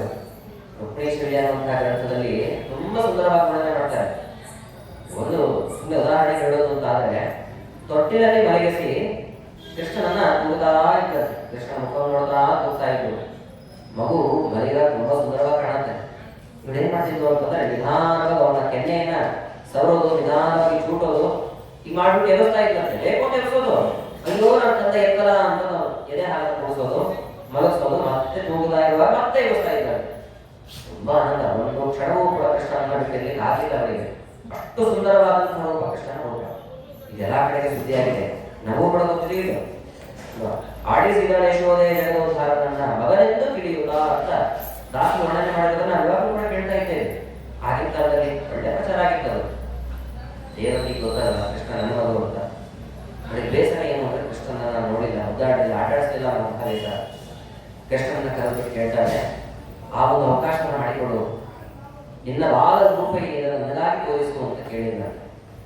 ಆಗ ಕೃಷ್ಣ ತನ್ನ ರೂಪವನ್ನು ಪ್ರಕಟಗೊಳಿಸಿ ದೇವಕಿಯ ಮುಂದೆ ನರ್ತನಾದಿಗಳನ್ನೆಲ್ಲ ಮಾಡಿದ್ನು. ಅದು ಏನಾಯ್ತು ಅಂತಂದ್ರೆ, ಈ ದೇವಕಿ ಕೃಷ್ಣ ಆಟ ಆಡೋದನ್ನ ಯಾರು ಗಮನಿಸಿದ್ರು? ರುಕ್ಮಿಣಿ ಗಮನಿಸಿದ್ರು. ಮರೆಯಲ್ಲಿ ನಿಂತುಕೊಂಡು ಗಮನಿಸಿದ್ರು. ಗಂಡನನ್ನ ಗಮನಿಸೋದು ಬೇರೆ, ಗಂಡ ಮಗುವಾಗಿ ಆಟ ಆಡೋದು ಎಷ್ಟು ಸುಂದರವಾಗಿರುತ್ತೆ, ಎಷ್ಟು ಮುದ್ದಾಗಿದೆ ನನ್ನ ಗಂಡ ಅಂತ ಅನ್ಕೊಂಡು ಆ ರೂಪ ಏನಿದೆ ಅದನ್ನ ಮನಸ್ಸಲ್ಲಿ ಹಾಗೆ ಗಟ್ಟಿಯಾಗಿ ಇಟ್ಕೊಂಡು ಕೃಷ್ಣ ತನ್ನ ಬಾಲ್ಯಗಳನ್ನೆಲ್ಲ ತೋರಿಸ್ಬಿಟ್ಟು ಯಥಾ ಪ್ರಕಾರ ತನ್ನ ವಯಸ್ಸಾದ ಎಲ್ಲ ಸಿದ್ಧಾಂತ ಮಾಡೋದು. ಆ ರುಕ್ಮಿಣಿಗೆ ಆ ರೂಪ ಯಾವತ್ತೂ ಕೂಡ ಮರೆಯದಿರೋ ಹಾಗಾಯಿತು. ವಿಶ್ವಕರ್ಮನನ್ನ ಕರೆಸಿಕೊಳ್ತಾಳೆ. ವಿಶ್ವಕರ್ಮನನ್ನ ಕರೆಸಿ ಕೃಷ್ಣನ ಬಾಲ ರೂಪದ ಒಂದು ಪ್ರತಿಮೆ ನನಗೆ ಬೇಕು, ಸಾಲಿಗ್ರಾಮ ಶೈಲಿಯಲ್ಲಿ ಆಗಬೇಕು ಅಂತ ಕೇಳಿದ. ಅದು ಹೇಗಿರ್ಬೇಕು ಅಂತ ಕೇಳಿದಾಗ ರುಕ್ಮಿಣಿ ಕೃಷ್ಣ ಆಟಾಡುವಾಗ ಹೇಗಿದ್ದು ಅದೆಲ್ಲ ವಿಷಯವನ್ನ ಹೇಳ್ತಾ ಹೋದು. ಹೇಗಿದ್ದಾರೆ ಕೃಷ್ಣ ಕಡಗೋಳು ಅಂತ ಕೇಳಿದ್ರೆ ಧಾರಣೆ ಮಾಡಿದ್ದಾರೆ. ಕೃಷ್ಣ ನೋಡ್ತೇವೆ ನಾವು. ಶಿಖಾಬಂಧ ಪ್ರಯೋಗೇಕಂ ಭೀಷ್ಮೀವರ್ಧಕರಾಂಚಿತ ಮಧ್ವಾಚಾರ್ಯ ಹೇಳ್ತಾರೆ, 3 ಶಿಖೆಗಳಿದೆ. ಸಾಮಾನ್ಯವಾಗಿ ಇದನ್ನು ಗಮನಿಸಿರೋದಿಲ್ಲ. ಕೈಯಲ್ಲಿ ಕಡಗೋಲಿದೆ, ಮಂಥನ ಮಾಡ್ತಿದ್ದಾನೆ ಕೃಷ್ಣ, ಇಷ್ಟು ಗಮನಿಸಿದ್ದೇವೆ. ಕೃಷ್ಣನ ತಲೆಯಲ್ಲಿ 3 ಶಿಖೆಗಳಿದೆ. ಮಧ್ವಾಚಾರ್ಯ ಸ್ಪಷ್ಟವಾಗಿ ಹೇಳ್ತಾರೆ. ಈಗ ಅದು ಸ್ಪಷ್ಟವಾಗಿ ಕಾಣುವುದಿಲ್ಲ. ಯಾಕೆಂದ್ರೆ ವಿದ್ಯಮಾನ ಕಾಲದಲ್ಲೇ ಏನಾಯ್ತು ಅಂದ್ರೆ ಪ್ರತಿನಿತ್ಯ ಪಂಚಾಮೃತ ಅಭಿಷೇಕ ಮಾಡ್ತಾರೆ. ಪಂಚಾಮೃತ ಅಭಿಷೇಕ ಆಗುವಂತಹ ಸಮಯದಲ್ಲಿ ಯಾರು ನೋಡಿದ್ರೆ ಅವರಿಗೆ ಸ್ಪಷ್ಟವಾಗಿ ತಿಳಿದಿರುತ್ತೆ ನಿಜವಾಗ್ಲೂ ಕೃಷ್ಣನ ಪ್ರತಿಮೆ ಹೌದೋ ಅಲ್ಲ ಹಾಗಾದ್ರೆ ಏನು ಉಳಿದಿಲ್ಲ. ಅಲಂಕಾರ ಮಾಡಿರ್ತಾರೆ, ಅವಾಗ ಸ್ಪಷ್ಟವಾಗಿ ಕೃಷ್ಣನ ರೂಪ ನೀವು ನೋಡಬಹುದು. ಆದ್ರೆ ವಿಶ್ವರೂಪ ದರ್ಶನ ಏನಿದೆ ನಿಜವಾಗ್ಲೂ ಕೃಷ್ಣ ಅಂತ ಅನಿಸೋದಿಲ್ಲ. ಆ ರೀತಿಯಾಗಿ ದೊಡ್ಡ ಗಲಾಟೆ ಇದೆ ಇವಾಗ. ಅವನು ಕೃಷ್ಣ ಅಲ್ಲ ಸ್ಕಂದ ಅಂತ ಗಲಾಟೆ ಮಾಡೋದಿದ್ದಾರೆ. ಇವಾಗ ದೊಡ್ಡ ಪಗಡ ಇದೆ, ಗೊತ್ತಿಲ್ಲ ಅನೇಕ ಜನರಿಗೆ. ಸಾಕ್ಷಾತ್ ಕೃಷ್ಣನ ರೂಪವೇ. ಆಗ ವಿದ್ಯಮಾನ ಕಾಲದಲ್ಲಿ ಏನಾಯ್ತು ಅಂತಂದ್ರೆ, ಈಗ ನಮ್ಮ ಪೀಳಿಗೆಯಲ್ಲೇನೆ ಕೃಷ್ಣ ಎಷ್ಟು ಸರಿದು ಹೋಗಿದೆ. ಯಾಕಂದ್ರೆ ಪಂಚಾಮೃತ ಅಭಿಷೇಕ ಮಾಡಿದ್ರೆ ತಿಕ್ಕಿ ತಿಕ್ಕಿ ತಿಕ್ಕಿ ತೆಗಿಬೇಕು. ತಿಕ್ಕಿ ತಿಕ್ಕಿ ತೆಗೆಯುವಾಗ ಸರಿದು ಹೋಗುತ್ತೆ ಅಥವಾ ತಲ್ಲು. ವಿದ್ಯಾವಂತರು ಹೇಳಿದ್ರು, ಈಗ ಅಭಿಷೇಕವನ್ನು ಮಾಡಿ ಈಗ ತಿಕ್ಕಿ ತೆಗೆಯುವಾಗ ಇಷ್ಟ ಆಗೋಗಿದೆ, ಮುಂದಿನ ಪೀಳಿಗೆಗೆ ನಿಜವಾಗ್ಲೂ ಕೂಡ ಕೃಷ್ಣ ಸಿಗೋದೇ ಇಲ್ಲ, ಹಾಗಾಗೋಗುತ್ತೆ. ಇದಕ್ಕೆ ಏನ್ ಮಾಡೋಣ ಅಂತಂದ್ರೆ, ಪಂಚಾಮೃತದ ಪದಾರ್ಥಗಳೆಲ್ಲ ಇದೆ, ಅದರಲ್ಲಿ ತುಳಸಿಯನ್ನು ನಾವು ಅರ್ಪಣೆ ಮಾಡಿಬಿಟ್ಟು ಆ ತುಳಸಿ ಕೃಷ್ಣನಿಗೆ ಅರ್ಪಣೆ ಮಾಡೋಣ. ಎಲ್ಲರಿಗೂ ಬೇಕಾದ್ರೆ ನಮ್ಮ ಮಾತು ನೋಡಿಕೊಂಡು ಹೇಗೆ ಆಗಿನ ಕಾಲದಲ್ಲಿ ದೊಡ್ಡ ಗಲಾಟೆ ಹೋಯ್ತು. ಏನೋ ಬೇಡ ಬೇಡ ಅಭಿಷೇಕ ಆಗಲೇಬೇಕು ಅಂತಂದು ಯಾರು ಹೋಗ್ಲೇ ಇಲ್ಲ. ಇವಾಗಲೂ ಕೂಡ ಪಂಚಾಮೃತ ಅಭಿಷೇಕಗಳೆಲ್ಲ ಆಗ್ತಾ ಇದೆ. ಸುಂದರವಾಗಿದ್ದಾನೆ ಕೃಷ್ಣ. ಶಿಖಾವನ್ನು ಪ್ರಯೋಗೇಕಂ ಭೀಷ್ಮಿ ಅವಕರಾಕ್ಷಕಂ ಗಡವನ್ನ ಕೈಯಲ್ಲಿ ಧಾರಣೆ ಮಾಡಿ 3 ಶಿಖೆಗಳನ್ನು ಇಟ್ಕೊಂಡಿದ್ದಾನೆ. ಸುಂದರವಾದಂತಹ ಆ ಪ್ರತಿಮೆಯನ್ನೆಲ್ಲ ಹೇಳಿ ಮಾಡಿಸಿದವಳೆ ಯಾರು? ರುಕ್ಮಿಣಿ. ಪ್ರತಿನಿತ್ಯ ಪೂಜೆ ಮಾಡಿದ್ದಾಳೆ. ತುಂಬಾ ಸಂತೋಷವಾಯಿತು ಆ ಪ್ರತಿಮೆ ನೋಡಿ. ನಿತ್ಯ ಪೂಜೆ ಮಾಡಿದ್ದಾಳೆ. ಅದಾದ ಮೇಲೆ ಕೃಷ್ಣ ರುಕ್ಮಿಣಿ ಮುಂತಾದವರೆಲ್ಲ ಅವತಾರಕ್ಕೆ ಅನುಭವಿಸಿದ ಮೇಲೆ ಮುಂದಿನ ಕಥೆ ನಾವು ಕೇಳ್ತೀವಿ. ಗೋಪಿಚಂದನ ಗಡ್ಡೆಯಲ್ಲಿ ಸಿಕ್ಕಾಕೊಂಡಿದ್ದ ಕೃಷ್ಣ. ಈ ಗೋಪಿಚಂದನ ಮಾಡುವವರು ಏನ್ ಮಾಡ್ತಾರೆ ಅಂತಂದ್ರೆ, ಒಬ್ಬ ನಾವಿಕ ಆ ಗುಡ್ಡಗಳನ್ನೆಲ್ಲ ಮಾರಾಟ ಮಾಡೋನು ಹಡಗಿನಲ್ಲಿ ಹಾಕಿಕೊಂಡು ಬರ್ತಾ ಇದ್ದಾನೆ. ಸಮುದ್ರದಿಂದ ಬರ್ತಾ ಇದ್ದಾನೆ. ಸಮುದ್ರ ಅಂತ ಹೇಳ್ತಾರೆ ಅಷ್ಟೇ. ಅನೇಕ ಜನ ಅದನ್ನು ಪ್ರಶ್ನೆ ಮಾಡ್ತಾರೆ. ಸಮುದ್ರ ಅಂತಂದ್ರೆ ಉಡುಪಿ ಕ್ಷೇತ್ರದ ಹತ್ರ 2-3 ಸಮುದ್ರ ಇದೆ. ಯಾವ ಸಮುದ್ರ? ಕಾಪು ಅಂತ ಒಂದು ಸಮುದ್ರ, ಕಾಪು ಬೀಚು, ಮಲ್ಪೆ ಅಂತಲೇ ಇದೆ. ಕಾಪುನೋ ಮಲ್ಪೆನೋ ಏನ್ ಮಾಡ್ತಾರೆ? ಗೌಡ ಕೃಷ್ಣ ಅಂತೂ ಗೋಪಿಚಂದ್ರನ ಗಡ್ಡೆ ಇಟ್ಟು ಬರ್ತಾ ಇದ್ದ ಅಂತ ಅರ್ಥ ಮಾಡ್ಕೊಳ್ಳೋದು. ಆ ಹಡಗು ಏನಿದೆ, ಇನ್ನೇನು ಮುಳುಗುವಂತಹ ಪರಿಸ್ಥಿತಿ ಬಂದು ಆಚಾರ್ಯ ಬಂದವರು ಆ ನಾವಿಕರನ್ನ ಹಡಗಿನ ಸಹಿತವಾಗಿ ರಕ್ಷಣೆ ಮಾಡಿದರು. ಶಿಷ್ಯರೆಲ್ಲ ಇದ್ದಾರೆ, ಗಮನಿಸಬೇಕಾದ ಅಂಶವನ್ನ. ಶಿಷ್ಯರೆಲ್ಲ ಇದ್ದಾರೆ, ಅನೇಕ ಜನ ಶಿಷ್ಯರು ಆ ಹಡಗನ್ನ ರಕ್ಷಣೆ ಮಾಡಿದರು. ಸಂತೋಷ ಆಯಿತು. ಪ್ರಾಣ ಹೋಗುವಂತಹ ಅವಸ್ಥೆ ಬೇಕಾದಷ್ಟು ಹಡಗಿನಲ್ಲಿ ಬೆಲೆ ಬಾಳುವಂತಹ ವಸ್ತುಗಳೆಲ್ಲ ಇತ್ತು. ಗೋಪಿಚಂದ್ರದಲ್ಲಿ ಇದೆ. ಸಂತೋಷ ಆಯಿತು, ಸ್ವಾಮಿ ರಕ್ಷಣೆ ಮಾಡಿದ್ದೀವಿ, ಜೀವಕ್ಕಿಂತ ದೊಡ್ಡದೇನಿದೆ ಸ್ವಾಮಿ, ನಿಮ್ಗೆ ಏನಾದರೂ ಅರ್ಪಣೆ ಮಾಡಬೇಕು ಅಂತ ಅನಿಸ್ತಾ ಏನ್ ಬೇಕು? ಬೇಕಾದಷ್ಟು ಬೆಲೆ ಮಾಡುವಂತಹ ಆಭರಣಗಳು ಮತ್ತು ರತ್ನಗಳೆಲ್ಲ ಇದೆ, ಯಾವ್ದು ಅರ್ಪಣೆ ಮಾಡಿ? ಅದು ಯಾವುದು ಬೇಡ, ಗೋಪಿಚಂದ್ರದ ಗಡ್ಡೆ ಇದೆಯೋ ಅದನ್ನು ಕೊಡು ಅಂತ ಹೇಳಿದ್ರು. ಸ್ವಾಮಿ ಗೋಪಿಚಂದ್ರದ ಗಡ್ಡೆ ತಗೊಂಡು ಏನ್ ಮಾಡ್ತೀರಿ? ಅದಕ್ಕೆ ಏನು ಬೆಲೆ ಇಲ್ಲ, ಬೇಡ ಬೇರೆ ತಗೊಳ್ಳಿ, ನಾನು ಗೋಪಿಚಂದ್ರದ ಗಡ್ಡೆಯೇ ಬೇಕು ಅಂತ ಸ್ವೀಕಾರ ಮಾಡಿದ್ರು. ಶಿಷ್ಯರಿಗೆ ಹೇಳ್ತಾರೆ ಮೊದಲು ನೋಡಿ, ಈ ಪ್ರಸಂಗ ಚೆನ್ನಾಗಿ ಅರ್ಥ ಮಾಡಿಕೊಳ್ಳಿ. ಆಚಾರ್ಯ ನಂತರ ಮಹಿಮೆ ಸ್ಪಷ್ಟವಾಗಿ ಅರ್ಥ ಆಗುವಂಥದ್ದು ಈ ಸಾಲುಗಳಲ್ಲಿ. ಮಧ್ವಾಚಾರ್ಯ ಏನ್ ಮಾಡಿದ್ರು, ಶಿಷ್ಯರನ್ನು ಕರೆದು ಒಂದು 4-5 ಜನ ಶಿಷ್ಯರು ಬಂದರು, ಆ ಗೋಪಿಚಂದ್ರದ ಗಡ್ಡೆಯನ್ನು ಇಳಿಸ್ತಾರೆ. ಸರಿ ಅಂತ ಗೋಪಿಚಂದ್ರದ ಗಡ್ಡೆಯನ್ನ ಇಳಿಸ್ತಾರೆ. ಸಂಖ್ಯೆ ಗಮನಿಸಿ 4-5 ಜನ ಇದ್ರು. ಆಮೇಲೆ ನಾವೀಗ ನಮಸ್ಕಾರ ಹೊರಟ ಮಧ್ವಾಚಾರ್ಯ ಗೋಪಿಚಂದ್ರದ ಗಡ್ಡೆ ಇತ್ತು, ಅದನ್ನೆಲ್ಲ ನದಿಗೆ ಸರಿಸಿ ಒಳಗಡೆ ಕೃಷ್ಣನ ಪ್ರತಿಮೆಯನ್ನು ಸ್ಪಷ್ಟವಾಗಿ ಗಮನಿಸಿದರು. ಶಿಷ್ಯರೆಲ್ಲ ಆಚಾರ್ಯ ಎಂಟನೇ ನಮ್ಮ ಗುರುಗಳು ಅಂತಾರೆ. ಆ ಪ್ರತಿಮೆಯನ್ನೆಲ್ಲ ಒಟ್ಟಿ ನೋಡಿ ಎಷ್ಟು ಲಕ್ಷಣೋಪೇತವಾಗಿದೆ ಅಂತ ಗಮನಿಸಿದ ಮೇಲೆ ಮಧ್ವಾಚಾರ್ಯ ಹೇಳ್ತಾರೆ, ಈ ಕೃಷ್ಣನ ಪ್ರತಿಮೆ ಏನಿದೆ ನಾನು ಒಳಗಡೆ ಪ್ರತಿಷ್ಠಾಪನೆ ಮಾಡಬೇಕು, ಮತ್ತೆ ತೆಗೆದುಕೊಂಡು ಬನ್ನಿ ಅಂತಂದು. ಮೊದಲು ಯಾರು ಇದ್ದಿದ್ರು 4-5 ಜನ, ಅವರೆಲ್ಲ ಮತ್ತೆ ತರಬೇಕು ಅಂತ ಪ್ರಯತ್ನ ಪಟ್ಟಂತೆ. ಪ್ರಯತ್ನ ಮಾಡ್ತಿದ್ದಾರೆ, ಆಗ್ತಾನೆ ಇಲ್ಲ. ಅದನ್ನು ಅಲ್ಲಾಡಿಸ್ಲಿಕ್ಕಾಗ್ಲಿಲ್ಲ ಅಂತ, ಅಲ್ಲಾಡಿಸ್ಲಿಕ್ಕಾಗ್ಲಿಲ್ಲ. ಏನು ಇಷ್ಟು ಭಾರ ಆಯ್ತಲ್ಲ, ಗೋಪಿಚಂದ್ರ ಎಲ್ಲ ಸರಿಸಿದ್ರು, ಭಾರ ಕಡಿಮೆ ಆಗ್ಬೇಕಲ್ಲ, ಅಲ್ಲಾಡಿಸ್ಲಿಕ್ಕಾಗ್ತಿಲ್ಲ. ನಮ್ಗೆ ಆಗ್ತಾ ಇಲ್ಲ, ನೀವು ಸಹಾಯ ಮಾಡ್ರಿ ಅಂತ ಉಳಿದ ಶಿಷ್ಯರನ್ನೆಲ್ಲ ಕರೆದ್ರು, ಸ್ನೇಹಿತರು ಸಹಪಾಠಿಗಳು 30 ಜನ ಬಂದ್ರಂತೆ. 30 ಜನ ಎಲ್ಲರೂ ಒಟ್ಟಾಗಿ ಪ್ರಯತ್ನ ಪಟ್ಟರು, ಅದನ್ನ ಅಲ್ಲಾಡಿಸ್ಲಿಕ್ಕಾಗಲಿಲ್ಲ. ಹೇಗೆ ಅಂತಂದ್ರೆ, ಯಾವಾಗ ರತ್ನಾಚಾರ್ಯರು ತಮ್ಮ ಕೈಯಿಂದ ಕೃಷ್ಣನ ಪ್ರತಿಮೆಯನ್ನು ಸ್ಪರ್ಶಿಸಿದರೋ ಸಾಕ್ಷಾತ್ ಕೃಷ್ಣ ವಿಶೇಷವಾದ ಸನ್ನಿಧಾನ ಪ್ರತಿಮೆಯಲ್ಲಿ ಬಂತು ಅಂತ ಅರ್ಥ ಮಾಡಿಕೊಳ್ಬೇಕು. ಇದನ್ನ ಆಡ್ಬಿಟ್ಟು ದಾಖಲೆ ಮಾಡ್ತಾರೆ. ಸ್ಪರ್ಶನಾದ ಭಗವತೋದಿ ಪಾವನಾದ ಸನ್ನಿಧಾನ ಪದತಾಂಗತಾಂ ಹರೇ ತ್ರಿಪುಷರುದ್ಯುತನರೇ ಸುಧರಾಂ ಲೀಲಯಾಮಯ ನಿವಾಸ ಸೌಮಠಂ. 30 ಜನ ಪ್ರಯತ್ನ ಪಟ್ಟು ಅಲ್ಲಾಡಿಸ್ಲಿಕ್ಕಾಗದೇ ಇರುವಂಥದ್ದು ಪಕ್ಕಕ್ಕೆ ಸರಿ ನಾನ್ ತರ್ತೇನೆ ಅಂತ ನಿರಾಚಾರವಾಗಿ ಆಚಾರ್ಯರು ಏಕಾಗೆ ಒಬ್ಬರೇ ಕೃಷ್ಣನ ಪ್ರತಿಮೆಯನ್ನು ತಂದು ಕೃಷ್ಣ ಮಠ ಅಂತ ಕರೀತಾರೆ. ಇವಾಗ ಎಲ್ಲ ಮಠಗಳಿಗೂ ಹಾಗೆ ಕೃಷ್ಣ ಮಠ ಅಂತ ಕರೀತಾರೆ. ಕೃಷ್ಣ ದೇವಾಲಯಕ್ಕೆ ಕೃಷ್ಣ ಮಠ. ಆ ಕೃಷ್ಣ ಮಠದ ಆವರಣದಲ್ಲಿ ಕೃಷ್ಣನ ಪ್ರತಿಮೆಯನ್ನು ಹೊತ್ತು 12 ಸ್ತೋತ್ರ ಇದೆ. ಒಂದೇ ಒಂದೇ ಸುಧಾರಣ ಅಲ್ಲಿಂದ ಆರಂಭವಾಗುವಂಥದ್ದು. ಅದೆಲ್ಲ ಸ್ತೋತ್ರವನ್ನ ಹೇಳ್ತಾ ಕೃಷ್ಣನನ್ನು ಬಂದು ಪ್ರತಿಷ್ಠಾಪನೆಯನ್ನ ಮಾಡಿದ್ದಾರೆ. ನಾವು ದಾಸರ ಪದ್ಯಗಳೆಲ್ಲ ಕಾಣ್ತೇವೆ, ಕೇಳ್ತೇವೆ. ಆ ಪದ್ಯ ಆರಂಭವಾದದ್ದು ಯಾವಾಗ ಅಂತಂದ್ರೆ ಮಧ್ವಾಚಾರ್ಯರ ಕಾಲದಿಂದಲೇ. ಮಧ್ವಾಚಾರ್ಯ ಕಾಲದಿಂದ ಅವರು ನಮಗೆ ಭಾಗವನ್ನು ತೋರಿಸಿಕೊಟ್ಟರು. ಎಷ್ಟು ವಿಭಿನ್ನವಾಗಿರ್ತಕ್ಕಂತಹ ಸ್ತೋತ್ರ ಇದೆ ನೋಡಿದರೆ. ಮೊದಲು ಆರಂಭವಾಗುವುದು ಸಾಮಾನ್ಯವಾದಂತಹ ಎಷ್ಟು ಶ್ಲೋಕದಂತೆ ವೆಂಕಟೇಶೋ ವಾಸುದೇವ ಪ್ರದ್ಯುಮ್ನೋ ವಿಧ ವಿಕ್ರಮ ಅಷ್ಟು ಶ್ಲೋಕಗಳು. ಹಾಗೆ ಒಂದೇ ಒಂದೇ ವಿಶ್ವನಾನಂದಂ ವಾಸುದೇವ ನಿರಂಜನಂ ಇದು ಹೇಗಿದೆ ಶ್ಲೋಕ. ಎರಡನೇದಾಗುವಾಗ ಗುರುಪುಂಸ ಕರ್ಮ ನಿಜಂ ನಿಯತಂ ಹರಿಪಾದ ವಿನಮ್ರತ್ಯಾ ಸತತಂ ಹರಿರೇವ ಪರೋ ಹರಿರೇವ ಗುರು ಹರಿರೇವ ಜಗದ್ವಿಕ್ರಮಾತೃಗತಿಃ. ಸ್ವಲ್ಪ ವ್ಯತ್ಯಾಸ ಎತ್ಕೊಂಡ್ರೆ ಎಷ್ಟು ಸುಂದರವಾಗಿದೆ. ಆಮೇಲೆ ಪ್ರೀಣಯಾಮೋ ವಾಸುದೇವಂ ದೇವತಾ ಮಂಡಲ ಖಂಡಮಂಡ ವಂದಿತಾ ಶೇಷವಂದ್ಯೋರು ತಾರಕಂ ಚಂದನಾ ಚರ್ಚಿತೋ ತಾರತಿ ನಾಂಸಕಂ ಇಂದಿರಾ ಚಂಚಲ ಪಾಂಗನೀರಾಜಿತಂ ಮಂದರೋ ತಾರಿ ಹೃತ್ಕೋ ಪೂಜಾ ಭೋಗಿನಂ ಪ್ರೀಣಯಾಮೋ ವಾಸುದೇವಂ. ನೋಡಿ ಎಷ್ಟು ವ್ಯತ್ಯಾಸ ಇದೆ. ತುಂಬಾ ವಿಭಿನ್ನವಾಗಿರ್ತಕ್ಕಂತಹ ರಾಗದಲ್ಲಿ ದ್ವಾದಶ ಸ್ತೋತ್ರವನ್ನು ಕಾಣ್ತೇವೆ. ಆ ಸ್ತೋತ್ರವನ್ನು ಹೇಳ್ತಾ ಅವರು ಪ್ರತಿಷ್ಠಾಪನೆಯನ್ನು ಮಾಡಿದ್ರು, ಅನುಗ್ರಹ ಮಾಡಿದ್ದಾರೆ. ಇದು ಬಾಹ್ಯವಾಗಿ ನಮಗೆ ಅನುಗ್ರಹ ಮಾಡಿದ್ರು. ಹೇಳ್ತಾರೆ ಸಾಗರ ಇದೆ, ಬಾಹ್ಯವಾಗಿ ಅನುಗ್ರಹ ಮಾಡಿರೋದು ಅಷ್ಟೇ ಇದೆ. ಆಂತರಿಕವಾಗಿ ನಮಗೆ ಅನುಗ್ರಹ ಮಾಡಿದ್ದಾರೆ. ಇವರು ವಾಯುದೇವರಲ್ಲ ಅಲ್ಲ, ಅವಾಗ ಗಮನಿಸಿದ್ರು. ಹನುಮಂತನಾಗಿ ಅವತಾರ ಮಾಡಿದ, ಭೀಮನಾಗಿ ಮತ್ತೆ ಅವತಾರವನ್ನು ಮಾಡಿ ಮಧ್ವಾಚಾರ್ಯ 30ನೇ ಬಾರಿ ಅವತಾರ. ಹೆಸರೇ ಮಧ್ವಾಚಾರ್ಯರು ಮಧ್ವರು. ಆಚಾರ್ಯ ಮಧ್ವರದ್ದು ಯಾರ ಅವತಾರ ತೊಡಗುತ್ತದೆ ಹೊರಗಡೆಲ್ಲ ಇತರರು ಸಾಮಾನ್ಯ ನಾವೆಲ್ಲ ಸ್ಪಷ್ಟವಾಗಿ ಹೇಳೋದೇನು ಅಂತಂದ್ರೆ ವಾಯುದೇವರ ಅವತಾರ ಇದೆ ಅಂತ. ಅದು ಹೇಗೆ ಹೇಳ್ತೀವಿ? ವೇದ ಹೇಳುತ್ತೆ, ವೇದ ಹೇಳಿದ್ರೆ ನೋಡೋದಷ್ಟೇ.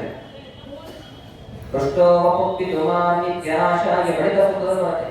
द्वितीयमा सप्तशीवासु मातृषु तृतीया तस्य वृषभस्य दोहसे दश प्रमतिं जनयन्त ಯೋಷಾಣ ದಶ ಪ್ರಮತಿಗಳಾಗಿ ಮೂರನೇ ಅವತಾರವನ್ನು ಮಾಡಿದ್ರು ವಾಯುದೇವರು. ದಶ ಪ್ರಮತಿಗಳು ಅಂದ್ರೆ ಯಾರು? ಪೂರ್ಣ ಪ್ರಜ್ಞರು ಅಂದ್ರೆ ಯಾರು? ಮಧ್ವಾಚಾರ್ಯರೇ ಅಲ್ವಾ? ಮಧ್ವ ಅನ್ನುವಂತಹ ಶಬ್ದ ಅನೇಕ ಕಡೆ ವೇದದಲ್ಲಿ ಗಮನಿಸ್ತೀರಿ ನೀವು ಅಂತಾರೆ ನೋಡಿ. ವಾಯುದೇವರ ಬಗ್ಗೆ ಮಧ್ವಾಚಾರ್ಯರ ಬಗ್ಗೆ ಸ್ಪಷ್ಟವಾಗಿ ವೇದಗಳಲ್ಲಿ ನಿರೂಪಣೆ ಮಾಡಿದ್ದಾರೆ ಅಂತ ಅರ್ಥ ಆಗ್ತದೆ. ಮಧ್ವ ಹೆಸರಿಟ್ಟಿರುತ್ತೆ. ಮಧ್ವ ಅನ್ನೋ ಶಬ್ದಕ್ಕೆ ಅರ್ಥ ಏನು? ಮಧು ಜೊತೆಗೆ ಅ ಸೇರಿಕೊಂಡ ಮಧ್ವ ಅಂತ ಆಗುತ್ತೆ. ಎರಡು ಸಂಧಿ ಅಂತ ಕರೀತಾರೆ ಸಂಸ್ಕೃತದಲ್ಲಿ. ಉಕಾರಕ್ಕೆ ಇಕೋಚೇತ ಪಾಣಿನಿ ಸೂತ್ರವನ್ನು ಹೇಳಿದ ಈ ಉ ರು ಈ ಅಕ್ಷರಗಳು ಪೂರ್ವ ಪದದ ಅಂತ್ಯದಲ್ಲಿರಬೇಕು. ಉತ್ತರ ಪದದ ಎರಡನೇ ಪದದ ಆದಿಯಲ್ಲಿ ಯಾವುದೇ ಸ್ವರ ಇದ್ರೂ ಅವಾಗ ಎರಡು ಸಂಧಿ ಆಗುತ್ತೆ. ಯಾವ ಅಕ್ಷರಗಳು ಯಾವ್ದು ಇದು ಬರೋದಿಲ್ಲ.